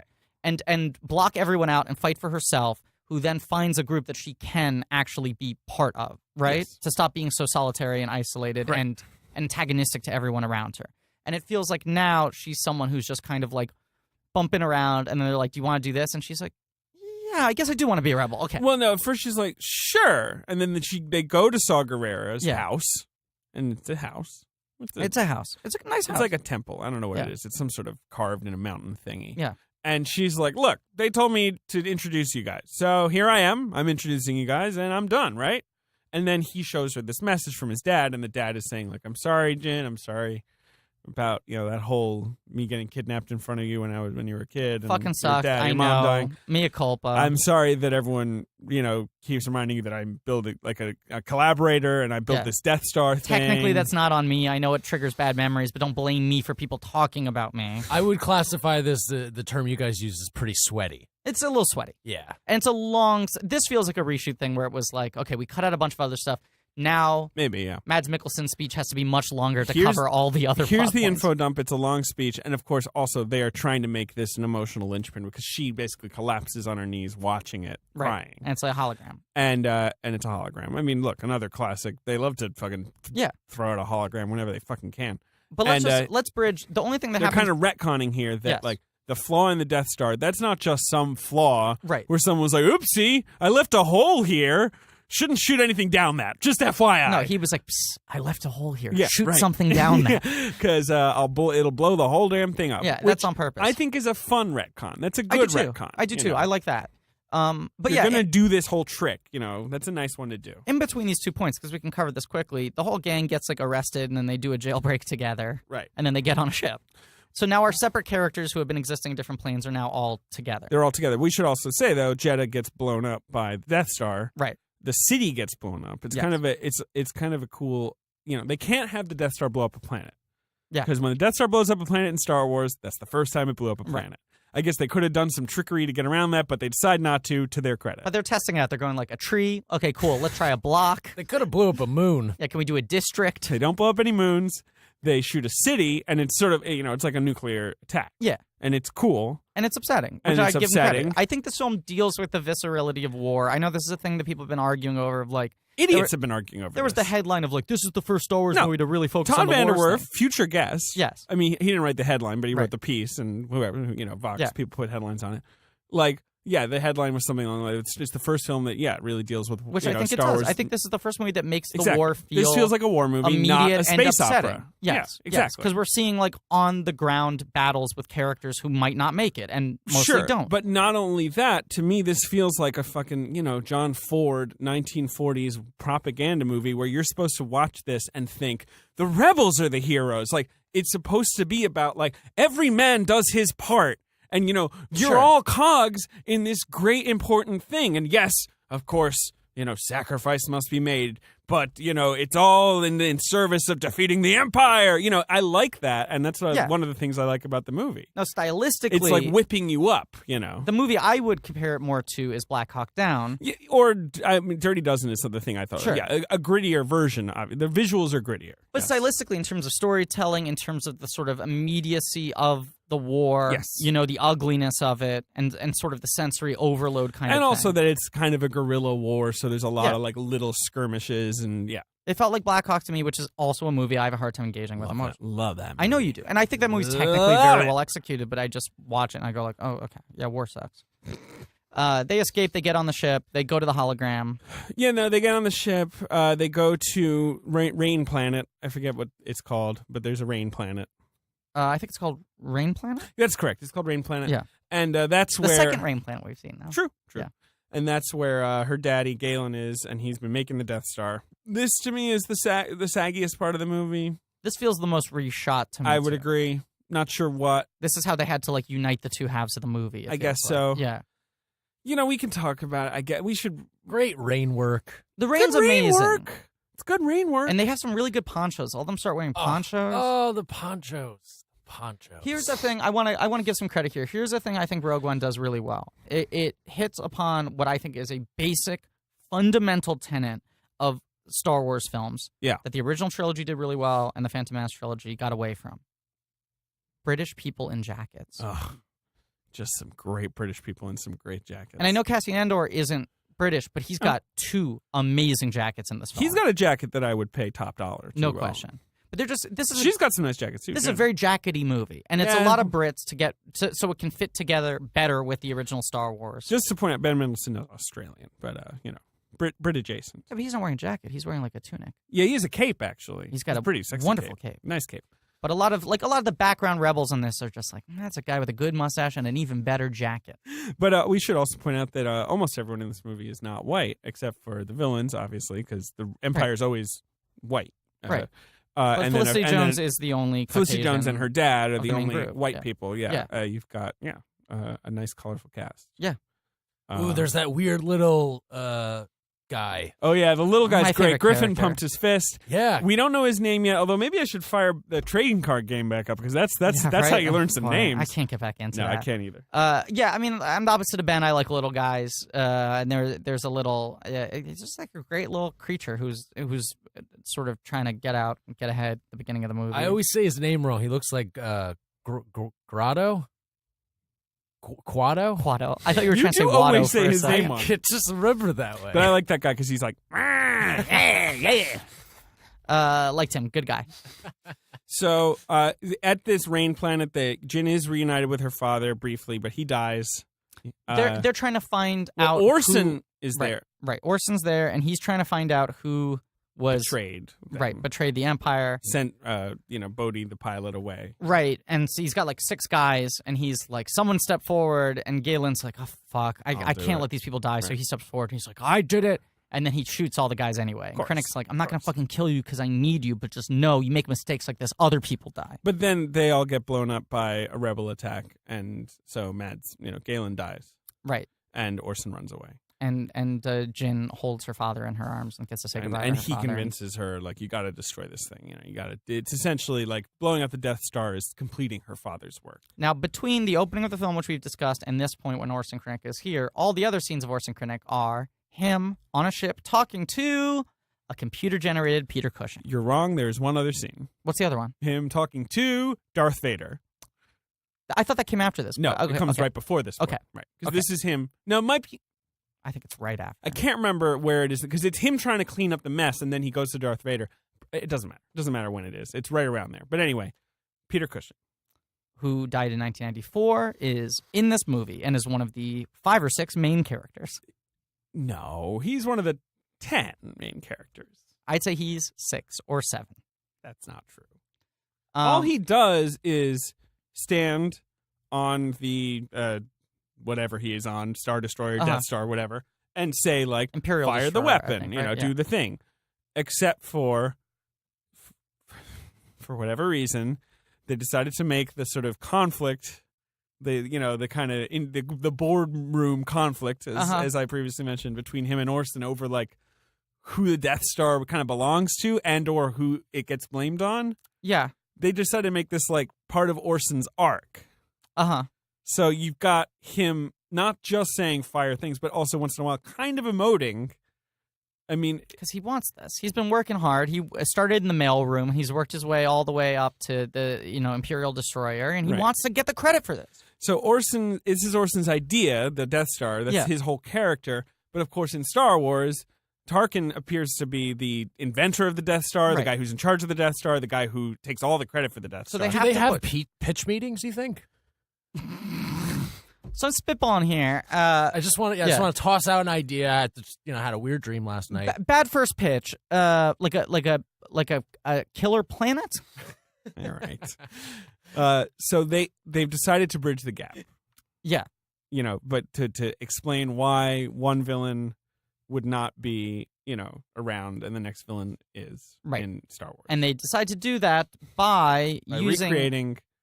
Go ahead. using the technology that David Fincher used to recreate Orville Redenbacher in those creepy CGI commercials. Oh, they are very weird. I think it looks exactly like that. I think the Now- technology's advanced, but it's the same creepy thing where it's like, this is a specific human being. We know what they look like. Right. And they're asking him to do a lot of acting. Now, it's not just one shot. He's got a lot of dialogue in this movie. He's got a fair amount of dialogue. It's all him sort of squabbling with Orson, basically. Yes. I'll say a bunch of things. Please. One, do you know about the slippers? No, what's the slipper? Okay, so in Star Wars, all the Imperial officers wear these, like, kind of jack boots. Uh-huh. They wear these sort of fancy Nazi boots. Right. Peter Cushing didn't like the boots. Yeah. He asked if he could wear slippers instead, and they just don't shoot his legs. Okay. George Lucas was like, sure, Peter Cushing, You're that's Peter fine. Cushing. Yeah. Yeah. As a result, there is no footage of Peter Cushing's legs in Star Wars as Grand Moff Tarkin. So apparently the CGI people had the most trouble creating his legs and how they move. Because everything else, they're just replicating his performance as best they can. And it is kind of, it's got that uncanny valley real doll kind of thing where he even does this sort of little eye twitches that Peter Cushing does, but obviously it's CGI. Well, it's like they copy-pasted micro expressions from other scenes. But the legs, brand new, baby. Those are brand new legs. And credit's due. His legs are great in this Good movie. legs. Good legs. Much better than Chris Pratt's in Passengers. No, Not to bring which up are Passenger, but weird. his weird, bloated calves. It looks like he's smuggling oranges in the back of his legs. Really? Do you think he was like getting ready for Guardians or something? I don't know. Something and weird. so like going on his there. body was in some sort of a mid-workout kind of like Yeah. transformative period. He looks odd. Yeah. Credit's due, though. Andy Garcia is great in Passengers. Oh my God, he's so shocked. He's so good. No spoilers because we know our listeners haven't listened to it, but wait until you see Andy Garcia in Passengers. It's the performance No of the year. spoilers, but he's fifth billed for a reason. So yeah, what do you think? So other thing, I did not know about this at all. Did you know about this? I knew before? because after all our critic friends No, saw right, the I'm movie saying with before you. that. No, before that? No, I knew Because I didn't know. There was, I then Googled yes. around and saw it's actually been much discussed. There was one trailer shot where there was from behind Yes, what yes. appeared to be Tarkin. Yes. And there was an actor they hired to play Tarkin in Revenge of the Sith who had his main scenes cut out but can be seen in the background, who they put a distracting amount of makeup on to try to look like Peter Cushing, right? Right. It was just a bad makeup job. Not that that couldn't be done, but they did it poorly. And so I assumed it was like that someone was playing young Tarkin, or I assumed that you only would see Tarkin from behind. Right. I or thought very briefly. I thought they were going to do that. I no, didn't know. he's in it a lot. And then I was like, maybe they have him do one scene. No, he's got like 6 or 7 scenes. Some in this people one. think this is some kind of a moral outrage. He's credited in the film as like special thanks to the family of Peter Cushing. Yeah. I don't know who did the voice. My guess is Charles Dance. It's weird that the voice is uncredited. They have someone credited as his body double, but like someone had to read all that dialogue. Yes, Like and a lot I think of it was dialogue. Charles Dance. Do you really literally think it I was? do. Yeah, Interesting. pretty sure. Sounded like him, and he's good at it, and blah blah. Yeah. I don't find it to be a moral outrage. I do find it to be deeply creepy and unsettling. And the thing is, Charles Dance probably could have played Grand Moff Tarkin. I would in have this just movie. put a little bit of makeup on Charles Dance and gone, this is Grand Moff Tarkin. George Lucas in Revenge of the Sith, there's a Tarkin. He's played by a different actor. I just said this. Oh, right, you just said it. Yeah. Yeah, but he doesn't talk. Right. And I think they shot some stuff of him talking and They decided did. not I to think it use was creepy. I think this is an interesting direction for movies in general, sort of like a Lego movie-esque thing where you just have a bunch of dead actors and throw them all in something together. It's just the toy box. Yeah, you can revive anyone. It's got Humphrey Bogart and Alf. What? I mean, Sky Captain has Laurence Olivier, and this is a trick people have been trying to But pull. Laurence a while. Olivier is like a big hologram head. Like, you don't have to have scenes where he's interacting with other people as a person. You know what I'm saying? Like, Laurence Olivier in that I film know. is all through archival footage or stuff like that, even though they have new dialogue for him. And they do the same thing with Brando in Superman Returns, but it's once again a big hologram head.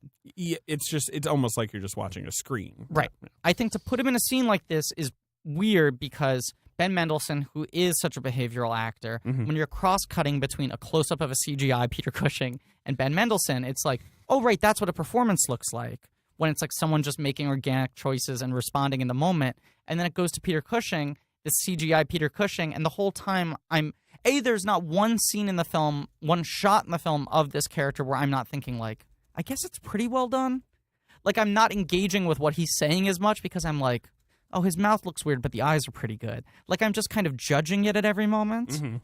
And then the other thing is, it's just not a real performance. Like, they're so it's not boxed in by trying to it's an replicate imitation. what he it's would like do. a fax. Yeah, it's like the Fab Four, like playing Beatles songs, and you're like, oh, that guy kind of looks like Ringo, you know? Yeah.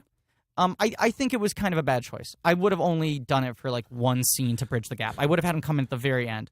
I think having him interact that much with Ben Mendelsohn is a big mistake. I agree. Let's move on. Let's move on. Darth Vader. is great in this movie. It's really, really good. Think he does a good job? Yeah, I'm glad they gave Hayden some work. It was nice to see him back It'd be in the funny suit. if it was actually Hayden. I was in the really suit. hoping. No, it's like some tall guy. 3 people are credited with the body of Darth Vader. Obviously, James Earl Jones still does the voice. Yeah. Someone made a joke recently where it's like, do you think they just have like locked him in a room and they just like read every word in the dictionary and a bunch of made up ones? Aardvark. Some interesting stuff we learn about Darth Vader. He lives in Mordor, I think. Yes. In Sauron's old tower. They brought it back. Yeah, he likes to hang out in a milk bath. Yeah, he sleeps. Actually, that was kind of cool. I love that. Yeah, he's in his like little it's kind of like the thing Luke's in The Empire Strikes Back. What's it called? Not the back to tank or yeah, something. no, like that's that. it. Yeah, back to tank, and yeah. you see him very, very briefly. You see his little limbless. He's got little body. arm stubs. I thought the implication I got was that tower is on Mustafar. That was my reading. Ooh, felt kind of Mustafari. It's a lava planet. Yeah. I know from my extensive reading of Wikipedia that Mustafar has like a lot of dark side magic there, so that he and the Emperor like to go there all the time just to chill out. He's great in this movie. He's a good guy. I mean, he's one of my best friends, Darth Vader, and I think he did a good job in this film. He gets angry at Krennic, and he's like, fucking take care of it. I'm Darth Vader. I don't have time to fuck around with this. Yeah. It's a brief appearance, but he's good. Yeah, that scene's good. What do you think of the pun? Be careful not to choke on your ambitions or whatever. Yeah, it's fine. Jordan Hoffman, who I love, good friend, ran up to me, or he was just running around after the screening. He was just like, "That pun! What a pun!" He loved the pun. Well, he does a force choke, and that's cool, and that's probably my favorite bit of fan service in this movie. There's some fan service in this movie. There's even some Easter eggs. I mean, I don't like the fucking shit when they're on the planet at the beginning in Jeddah and they run into fucking Ponda Baba and you what's didn't his like name. That?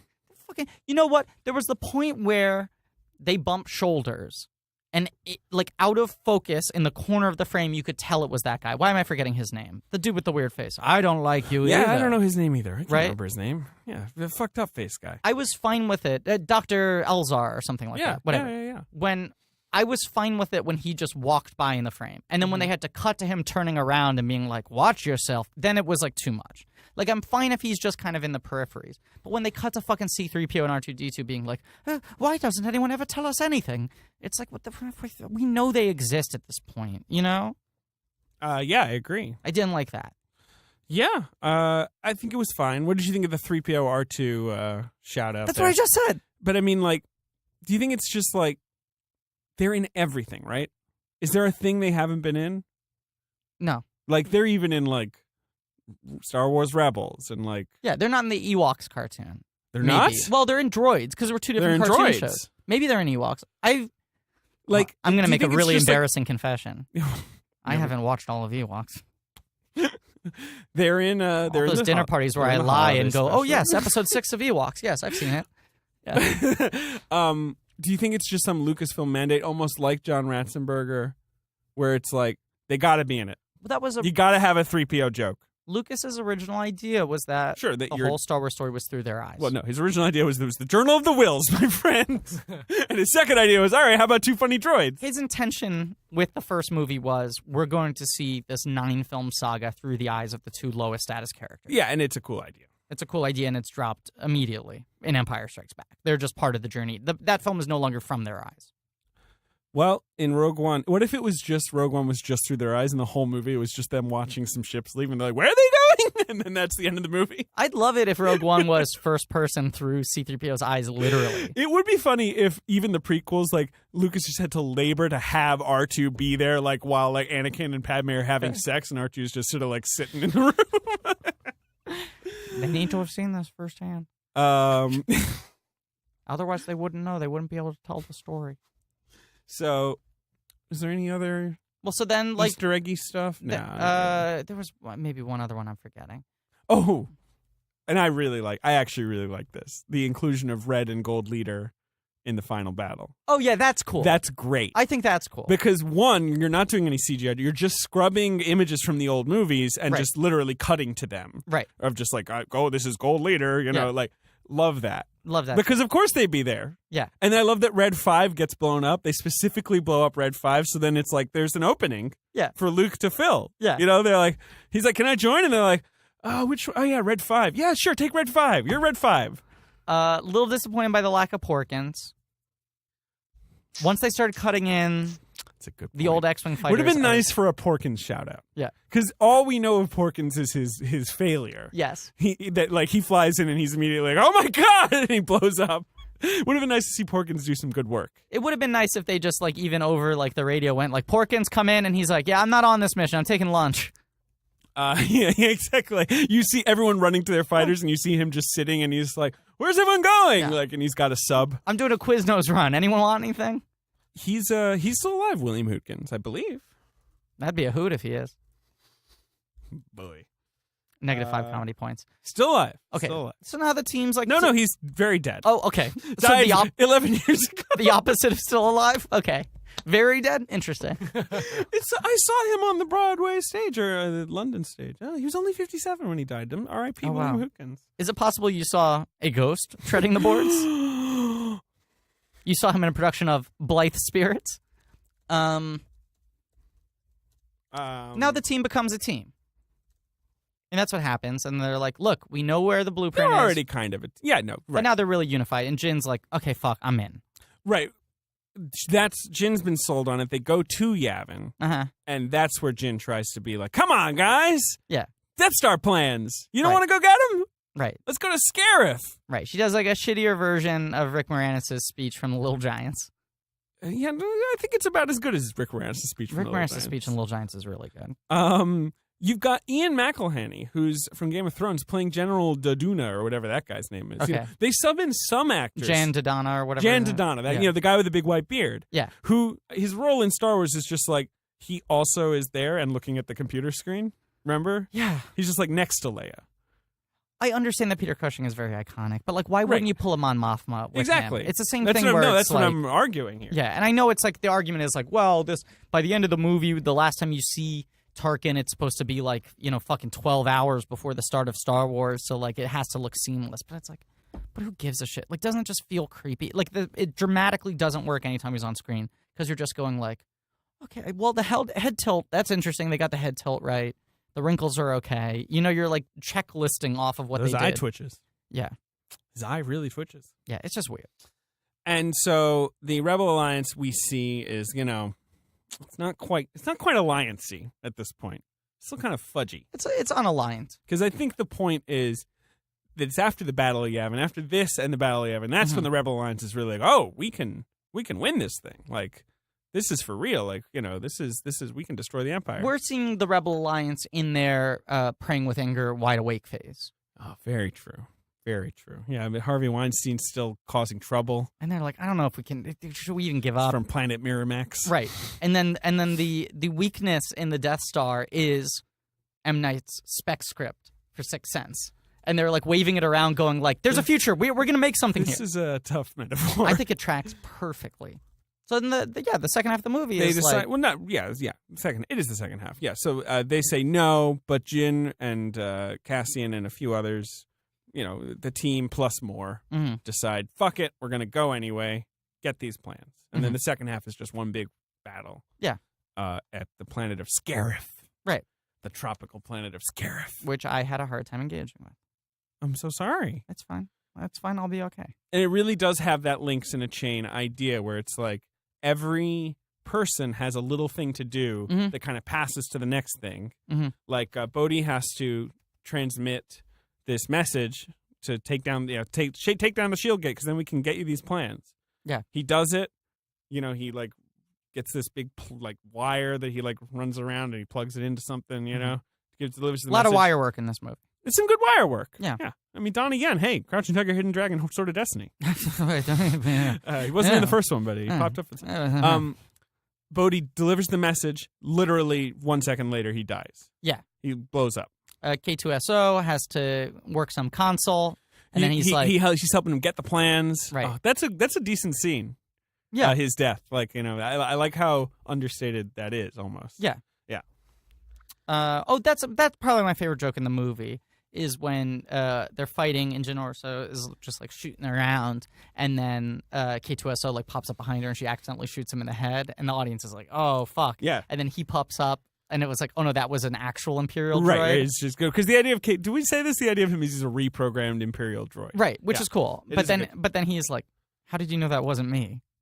Yeah, it's a good joke. Good joke. He's funny. He's funny. I thought he was funny. I did too. I like him. Ha! It worked. My evil plan worked. I like Assured Emway's final stand. I mean, he does the like, That's great. I am strong with the Force. I feel the Force. What was this thing he keeps saying? I'm strong with the Force. The Force is with me. I'm pretty sure. Yeah. I'm gonna. The Father, the Son, the Holy Ghost. Like he's like just repeating it over and over again methodically. And Baze Malbus is like, are you fucking kidding me? Like, I have one job. It's to keep you alive, and you're literally walking into the line of fire. I am one with the Force. The Force is with me. His job is he has to throw this switch so that they can send the signal. He does it successfully. Mm-hmm. He dodges all the lasers. He does it. Then he gets shot or blown up. Or and there's something. this moment I found kind of touching where Baze Malbus is like, I didn't believe in this shit, but right. It's I'm great. one with the Force is one with me. And he's just like, it's in a time like this, you need to believe in something. You know, you need to believe in a higher power. Like he saw it fail for his friend, but like that's why religion exists to present a moral compass in times of great moral uncertainty, Right. And to make you feel like there is a plan in an otherwise chaotic world. And it is chaos. I mean, this whole battle scene is utter chaos. Yes, and I like that the and film. it's good. You feel it, like it feels messy and fucked up. I like that the film presents the Force and the idea of the You're Jedi so grudging. as that kind of thing. Yeah, no, I like that a lot because at this point, it's like when we hear about religion today, we're like, yeah, but those guys back in 1800s, they shit. claim they were like talking to Jesus and shit. Right. And now you don't hear modern accounts of that unless it's like, immediately discounted as like, this lady thinks her toast is Jesus or whatever. But in this movie, it's like that Jedis, one was true. The toast was Jesus. The Jedis for them are like that. It's like the Jedis are like, yeah, they're these guys like 60 years ago who like seemed really in touch with the Force. Yeah, right. No, I mean, and The Force Awakens is playing in that pool a lot as well, obviously. Yeah, I just like, No, I mean, the Jiang Wen's death scene, both of their death scenes, Johnny Yen and Jiang Wen's well death, done. They're great. Yeah. And again, you're seeing him die. Yeah, you see K2SO die. Jyn Erso and Cassian Andor are dressed up like Imperial officers. They've snuck on. They're going through a computer system. It's all true. They're in like a giant like Wi-Fi router building. Yeah, and it's sort of like that new thing that a lot of Best Buy stores have. Have you seen this where you just type in like, I want a copy of... Have you seen this? No. There's like the Best I've Buy... been to a Best Buy in a while. The Best Buy at 23rd and 6th has this, where you like search and you're like, who framed Roger Rabbit on Blu-ray? And then there's this big wall. It's like a giant vending machine. Oh my God. And this robot arm like scans across and pulls Roger Rabbit out. So you don't have to like go through shelves. So it's just a bigger version of like a candy machine. Yeah, it's a huge candy machine. It'd be funny if it was a candy machine. Like if the drama in Rogue One was that like they punch it and then the little rings turn, but then it's stuck and they have to like bang it.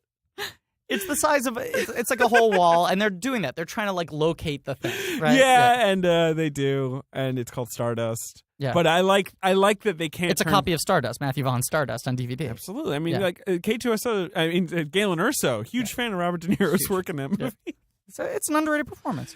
But yeah, so they get this plan. They climb up the tower, and Orson Krennic finds them, and he's chasing after them. He's like, "You're gonna lose," and she's like, "I'm not gonna lose."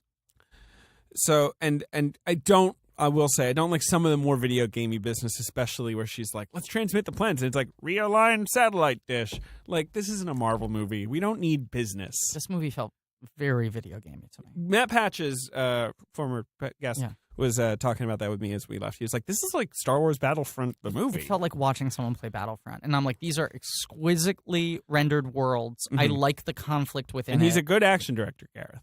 Certainly. I mean, there are few... He's a good big scale director. Few people have a better grasp on how to create a sense of scale and terror from that than Gareth Edwards. I think the sequences are great.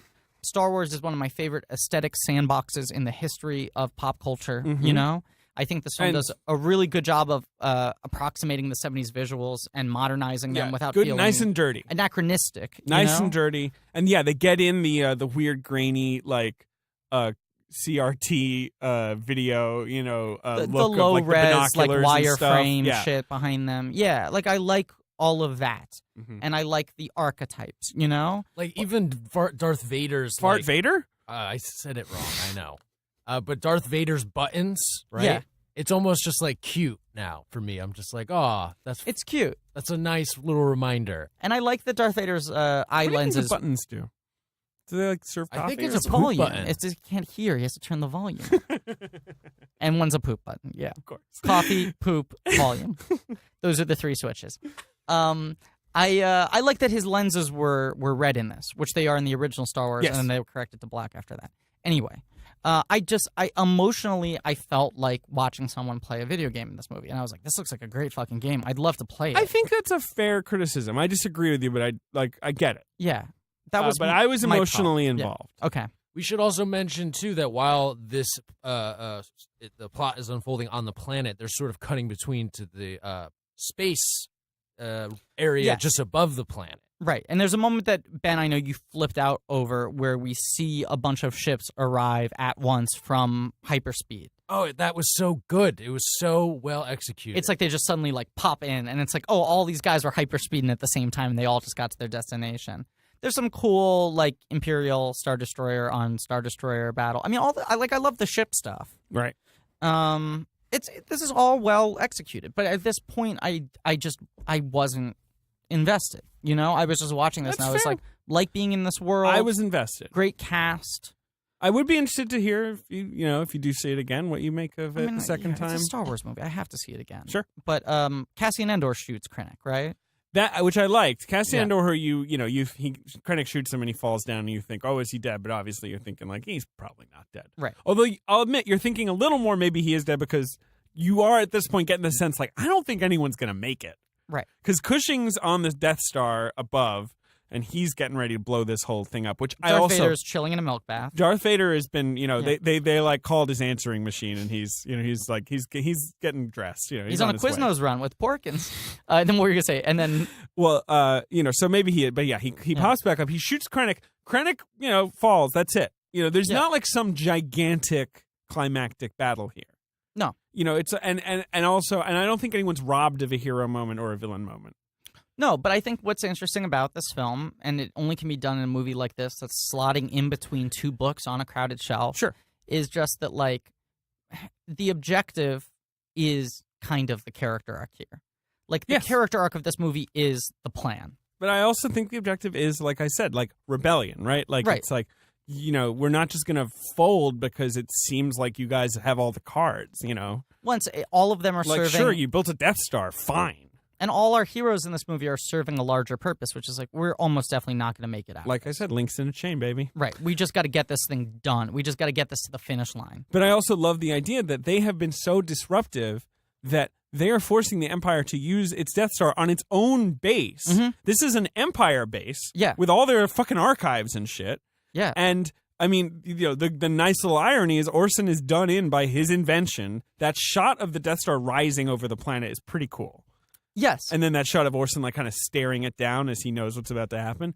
And like, and that's a nice bit of callousness from Tarkin where he's like, looks like this is compromised, blow the whole thing up. Here's another big sacrifice they make by blowing it up, okay? Sure.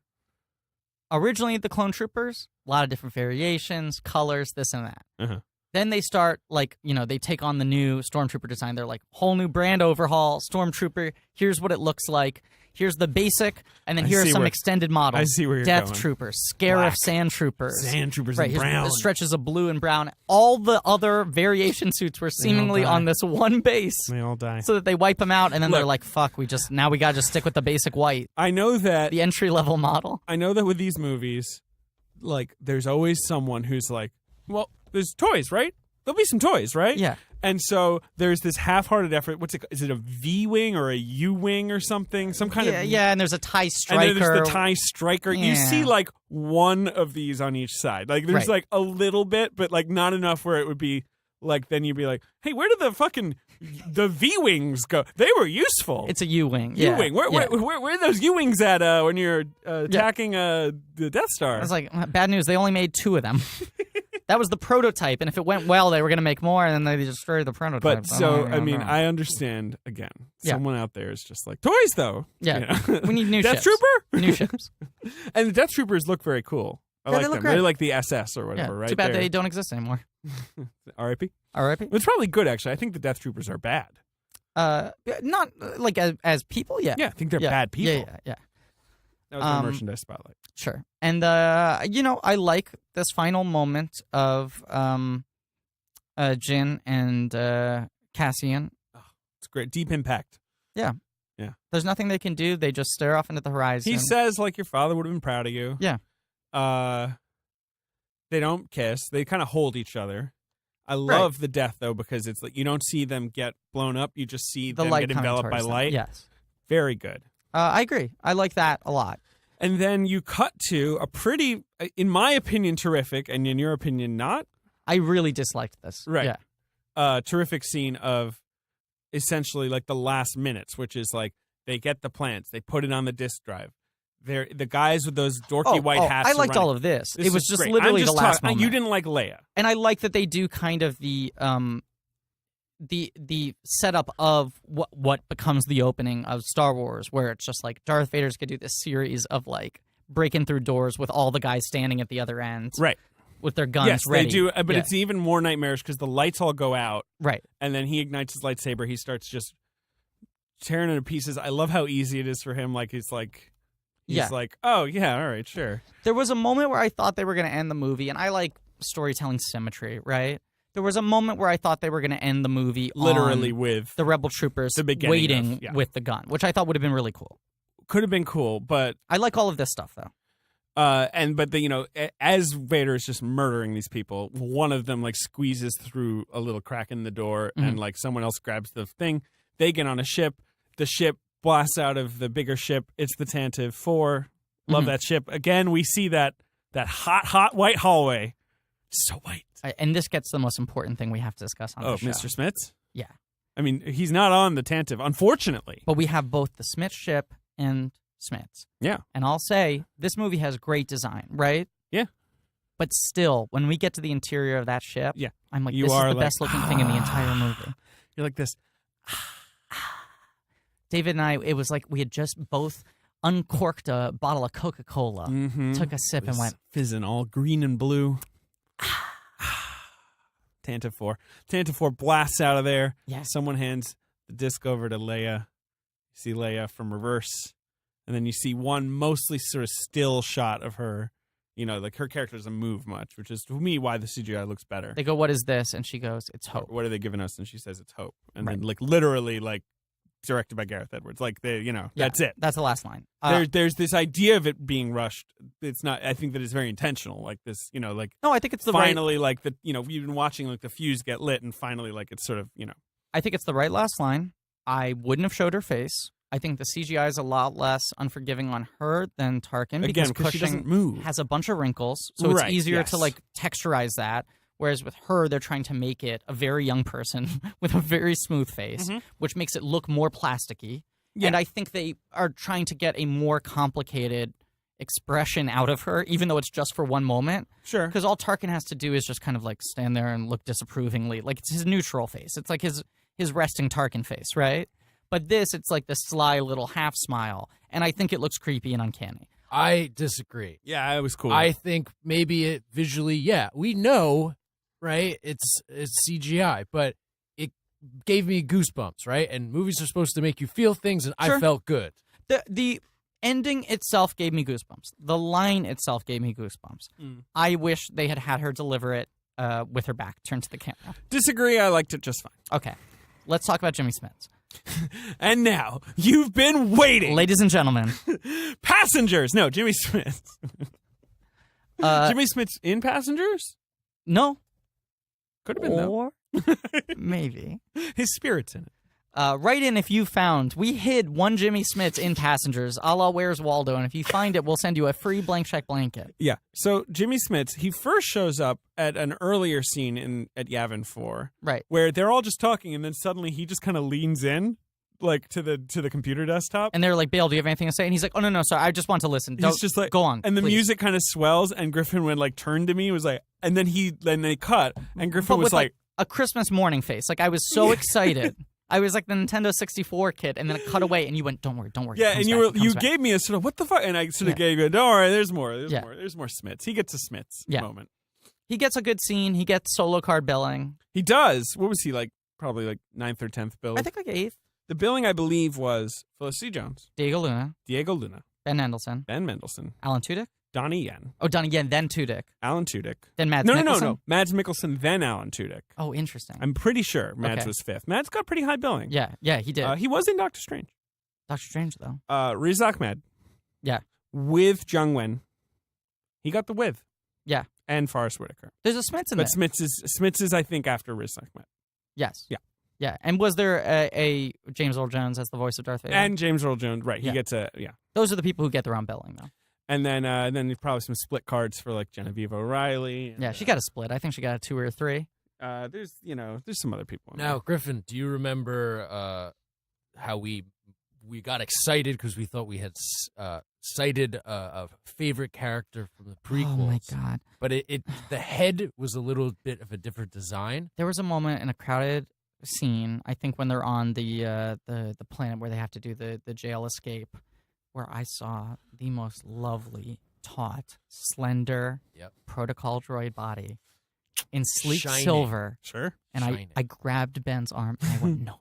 Are you gonna fucking do it? And it pans up and it's got this weird oblong head. Hey, man. No TC-14. As we know, although you will not admit it, TC-14 perished when the Trade Federation ship was what blown did we, up. Come on. Didn't Don't. happen on screen. It's not canon. I Don't don't do care this what the to him. fuck you say. She's still alive. So I know it. You need a literal shot of her going like, ah, as Yeah. the ship blows up around her. And I need a doctor checking her pulse and going, She's a She's robot. gone. She's a She robot. she doesn't have. She could breathe in space, or she doesn't have to breathe. Maybe she floated and made her way home. yeah, True. she's, Even the K2SO even has a joke about that. she's alive, just like both my grandparents. They're just taking long naps in their graves. I didn't see them die, so I just know they're in a So, box. They're just taking a nap in a box. That's fine. People do that. We're almost done here. Yeah. But let's do a performance review just to sort of boost. Oh no, should we do any more Smiths talk? Do the box office? Yeah. It seemed to open well on Thursday Yeah, I night. think it's gonna make like 180. Yeah. Yeah. It's gonna do well. Yeah. It's gonna do more like big movie well, not like Force Awakens, oh Yeah. my god, colossal world stopping event well. Smits is really good in this. I like his scene. I he do has too. essentially the scene where Mon Mothma takes him aside. She's like, remember that Jedi? And he's like, yes. Yeah. He served me in the Clone Wars. And he's like, I know exactly where to hide that. Like I know who to give this I'll to. send for him. And she's like, you got to trust this person. He's like, I would trust her with my life. Yeah. He gives a sort of a, but also he's going to Alderaan Yes. to sort of say, and that's too bad. He's like, I'll hand the things over, and then I gotta take a quick vacation in Alderaan. We know what's going to happen on Alderaan. What happens in Alderaan. It gets blown up by the Death Star. Are you sure it's not just taking a nap in a grave? Might be. We'll see. So it is. I almost wish Mon Mothma was like, nah, don't go to Alderaan. He's Yeah. like, you're right. Yeah. And then he wasn't dead. That'd be great if the movie established that everyone thought that Bail Organa was in Alderaan, and then Right. once it blew up, he was like, "Oh, this is a chance to reinvent myself." And she was like, Just opened you know a what? bar. Don't on, go like, there. Right. And then Tatooine. in yeah. episode 8, he's like, you have just like incredibly old Smiths where he's Yeah. like, hey guys. I changed my name to Jack Smoke. He's got like a gray suit. I own a and tapas sunglasses. place. Yeah. an outer rim tapas place. Yeah, but he's really good in this. He looks great. It's really interesting because this is like the first time they've really embraced. Well, I mean, it's only the second movie in the Kathleen Kennedy thing, but they're really embracing the prequel stuff. Not fully, but like just saying like we're not going to pretend that the Right, guy, we're not going to shy away from them. you yeah. know, We and got this is Genevieve like O'Reilly. We got Jimmy Smith. he's dressed the same way. We got the kyber crystals and shit like that. It's all kind of they're tying the room together. In that way, this movie feels more like a statement of intent than a movie in and of itself. It's just like, get ready, Star Wars movies are going to start being different types of things now. So here's a template for what it could be. Here's some well-realized battles. Here's I'm with you. some answers to some questions So- previously. You're gonna do like a Star Court movie. Yeah. Ooh, But, cool. I want to give Ben his little soapbox just because Ben loved the movie so much and we've been talking so much. Okay, go ahead, Ben. I've been saying a lot of negative things or just, middling things. I'd love to let Ben argue his case for the movie. Okay, listeners, guys, this is what you want from a Star Wars movie, right? You want to sort of feel like excited for the universe, feel like a kid again, be immersed in it, right? And it never has looked better than I feel like this movie does. I love the characters, like just the designs. I love like getting lost in and the different planets. I got excited. I got sad. I didn't feel like I was bogged down by, again, the mythology, the like the silliness of Han Solo's son and all this other silly crap from Awakens. Like, it was just sort of straightforward. Here's some badass people that are going to do some badass shit. Well put, Ben. I will certainly see this movie a second time, and I hope I like it more next time. Now, yeah, I actually, this leads me to, my classic segment, which is On the Record with Ben. Your classic. Yeah, it's a classic. Well, no, but wait, I thought On the Record had to be for when, like, it's for the future episodes. Well, I'm making a prediction for Let's hear what he's future going to say. episodes. Okay. I predict Griffin's going to see this movie probably not even just once, but twice. Okay. So at least by the third viewing, he's going to fucking be obsessed with this and completely change his mind about it. Interesting. Look, it's happened before. It's going to happen again. First time I saw Ratatouille, it was probably my second least favorite Pixar movie, and now it's in the top 3 for me. You know? That's crazy. Why was it your least favorite? I know. I saw it and I was like, that's fine. When I saw Ratatouille, I literally burst into tears, which Yeah. I don't usually with Pixar movies. Here's what's weird. I felt kind of disengaged from that movie, but cried at the moment when Anton Ego says he's the best chef in Paris, because I like when people achieve their dreams. Mhm. But then I saw it the second time and I was like, oh shit. And now literally every time I see the movie, it gets 4 times better than it was the previous time. Movies have grown on me, especially in franchises or with creators that I'm very connected to and their expectations tied to it. I don't think I was overloading this movie, but I don't know. Maybe it'll take a couple times for me to connect. Maybe it's just not my Star Wars movie. I'd like to note that I made a face. David made like a face that made me look stupid. It was like a face. I don't know how to describe it other than Did it you was say like that it cut you to the core? it cut me to the core. It cut straight to the bone. Ben? I like that there's no cute bullshit in this movie. Yeah, even the little guys were tough. Yeah, they were was shooting at stuff. It's not a cute movie. And you're like, yeah. It's that not a guy's cute movie. Badass. I'll admit when we were exiting. I mean, no. I'll admit it. I'll say when we were exiting the press screening, Esther and Richard were like, they're all dead. Yeah. After some of my coworkers at the Atlantic who have young children who like Star Wars but are like 6 or 7, Yeah. were like, can he see Rogue One? And I was kind of like, man, I know depends on the kid. it depends on the kid. Like on the one hand, like yeah, because it's the new Star Wars, so they should probably see it because I feel like everyone's seeing it.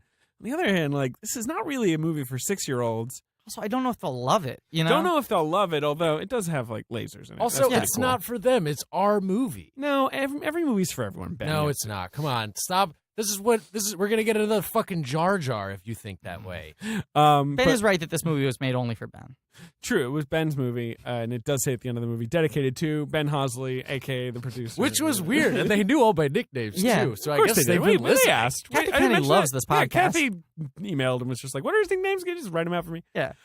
They've got to add Dirt Bike Benny though, because I Yeah. like that one, and I feel like maybe when they release it physically, right? We can. She'll update add it in for Rogue too. I will say one of my coworkers said that his kid was pretty upset because he had recently watched Liam Neeson die in The Phantom Menace, and I was like, man, if that got to him, like I don't know. You want to lose 10 friends at once? All right, so Performance review? You want to do? I mean, I just feel like we're going to pass everybody, right? you know what? Let's try it. The fans like it. Let's try it. Felicity Jones. I mean, You can give her a fail. I don't think the character works, but I don't want to blame that on her. You can blame her whatever on I think she's a whoever. good actress. She holds a frame well, I think she's got an amazing emotional reserve. I heard some people complaining about her performance. I think it's her character feels the one that was most. Pass or fail? I give her a very, very soft fail. All right, I give her a pass.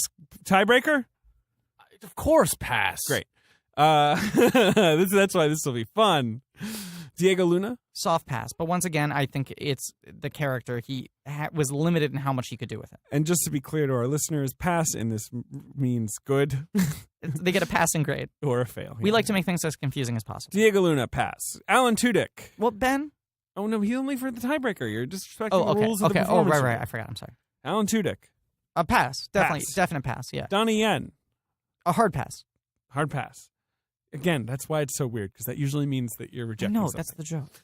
Zhang Wen Jiang, as Baze Malbus. I mean, pass. I'm tempted Huge to give him a pass. hard pass just because I like the character so much. But it's not like it's like an amazing performance. I think just it's a great performance. cool fucking guy, great gun, good jumpsuit, I like think it's him. great. Ben Mendelsohn. amazing name. A hard pass. Yes. Great Same. actor. One of our finest. Forrest Whitaker. Hard pass. Maybe my favorite performance in the movie. Interesting. Weird. Me too, but I Yeah. mean, not my favorite, but pass. Riz Ahmed. Hard pass. I read an interview with him where he said that he felt like they were asking about developing the character, and he was like, well, the character I ended up playing was different than what I originally was playing. It feels like the movie kind of forgets him at a certain point. It There's feels more like to they're that building character. up more of an arc that and doesn't really... They don't quite get there. Right, but I think he's an excellent actor. Mads Mikkelsen. I give him a huge pass. I really love him, though. He is one of those actors for me where he could just read. Yeah, that's the thing. I mean, I give him a soft pass, but it's just steady hand. It's good hands behind the wheel. Yeah. Oh, who's this? This name's interesting to me. Jimmy Smits. The hardest of passes. All right, now this is you forget. This is the fun part of the performance review. Is after the rain is gone. Yeah. Alistair Petrie. He plays General Draven. He's the guy who tells Cassian to kill Galen. You know, he's sort of like the boss. Yeah, fail. You gonna fail him? I'm gonna fail him. Well, Ali Petrie. What do you think, David? I liked him. Ben? He was good rebel. Pass. Pass. Okay, fine. He was in like the Night Manager. Come on, the Night Manager. Okay, next. Genevieve O'Reilly. Pass. Yeah, I like her. Ben Daniels. He plays General Merrick. Is that the Mon Calamari? You we know forgot what? to mention it that is. There's a jet black Mon Calamari in this film. Yeah, he's kind of like a totally different kind of calamari guy. Right. So I'm on the record. Saw Gerrera is my favorite performance. Right. Forrest Whitaker. This is my favorite character in the movie. Well, yeah. Well, do you have a holy trinity? Saw Gerrera, this guy, and Baze Malbus. All right. Maybe well, the little guy. Little guy. Yeah, I just don't know the little guy's name yet. Yeah, I'm not sure we're gonna learn little guy's name today. Yeah. Ian McElhenney, General Dodona. He's standing there, big beard. Fail. Wow. Beard wasn't big enough. Wow. I'll give him a pass. I give everyone a pass. Ben? You're right. He got me with the beard. Fail. Hey. James Earl Jones, voice of Darth Vader. Pass. Yeah, pass. Yeah. He's really got a grip on that one. We've talked about the story where for the first Star Wars movie, they were like, they needed someone to do voiceover because it was originally going to be David Prowse as the voice, and they went to him, and he was like had a gambling problem, and his career hadn't taken off, and they were like, the film's like he was an Oscar nominee, right? But he wasn't doing that well at that Mm-hmm. moment, and he was kind of cash strapped, and the movie was kind of cash strapped. They were like, we don't have money left over. We could only pay you like $4,000, or we can give you 1% of the movie. And he was like, I need $4,000 in hand. James Earl Jones could have made like $300 million. I mean, I think he's doing fine, but he could have been, yeah. But it's a fun what if. Valane Kane. She plays Lyra Urso, Jin's mother. Oh, I liked her. Pass. Pass. Good at shooting a gun. Pass. Bo Gadson. She plays baby Jyn Erso. She also played young Princess Margaret this year on The Crown. Is that the character? Is the character named Baby Jyn Erso? No, young Jyn. Okay, because I was going to fail her if it was a baby because she's older than a baby. True. If she was attempting to play a baby, I was going to give her a fail. As it is, I think she's a good scared child. Pass. I agree. Daniel Mays, who is a Mike Leigh veteran. He's in tons of Mike Leigh movies. He's he was in Tintin as a pirate. Oh. He's in stuff. He is the informant, Tivik. Who's Tivik? The informant that gets shot at the beginning of the movie. Okay. I mean, fail. I just realized we've been going for a while. Yeah, I think that's enough. Yeah, I think that's the end of the podcast. In conclusion, the performance review went really well, and we're definitely going to keep it in the podcast. Great. Merchandise spotlight: 90% of products you will buy in the next month have Star Wars on them. Merchandise spotlight. You can buy literally anything you took a fancy to in this movie. You like the wall? Yeah. They got the wall. Yeah, but also, like, when my fucking bathroom was broken recently and I had, like, construction workers coming by the other day, I found a bunch of empty Star Wars water bottles in my apartment. Okay. And it's not like these guys are Star Wars fans. They just went to a bodega and were like, what's the cheapest water you have? And it's just got a fucking Star Wars label on it. That's good. Yeah, so have fun. All the merchandise in the world. I looked for anything weird and there's nothing. I couldn't find anything super interesting. Maybe I'll retcon this later. Okay. David's tired. I'm a little tired. I'm hungry. I'm glad I ate before. I had some peanut I need noodles. to eat now. Thank you all for listening. Please remember to rate, review, and subscribe. Yes, do that. We'll be off for a couple weeks in terms of new episodes, but we'll be serving you a couple best ofs of the Star Wars era, so you can get back into those those crazy episodes. But yeah, no, we're off for Christmas and New Year's, but then we'll be back, baby. We're going to have Best ofs. We're going to have Split. Yeah, We're and going to have the Blanky Awards. Yeah, Volume 2. And Pod Me If You Cast. Pod Me If You Cast. The films of Steven Spielberg in the DreamWorks era will be starting at the end of January. All right, guys, thanks. That was fun. Rogue One, good. Go see it. Yeah. Oh, and let's do the necessary shout out. I'm gonna mispronounce his name, but Dom Simicola. Oh yeah, absolutely. Who writes for Over Paste at Magazine Paste. and recently named us, humble brag, Best movie podcast of the year. best movie podcast of 2016. It's a great honor. Got choked up reading that. Maybe that's why I was less emotionally invested in Rogue One, because I'd already shed all my tears of pride. Correct. But we're number one, baby. And to think it all started with a Twitter exchange. Watto, though. Okay. No Watto in this movie. All right. Let's go. No Watto. True. He's dead. Probably. David, I come on. haven't seen a body. That's fair. He's alive. Okay. He's alive and well. Okay.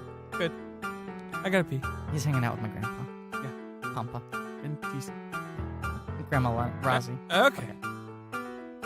And as always, this podcast is, was, and forever shall be Pro Smiths. Good.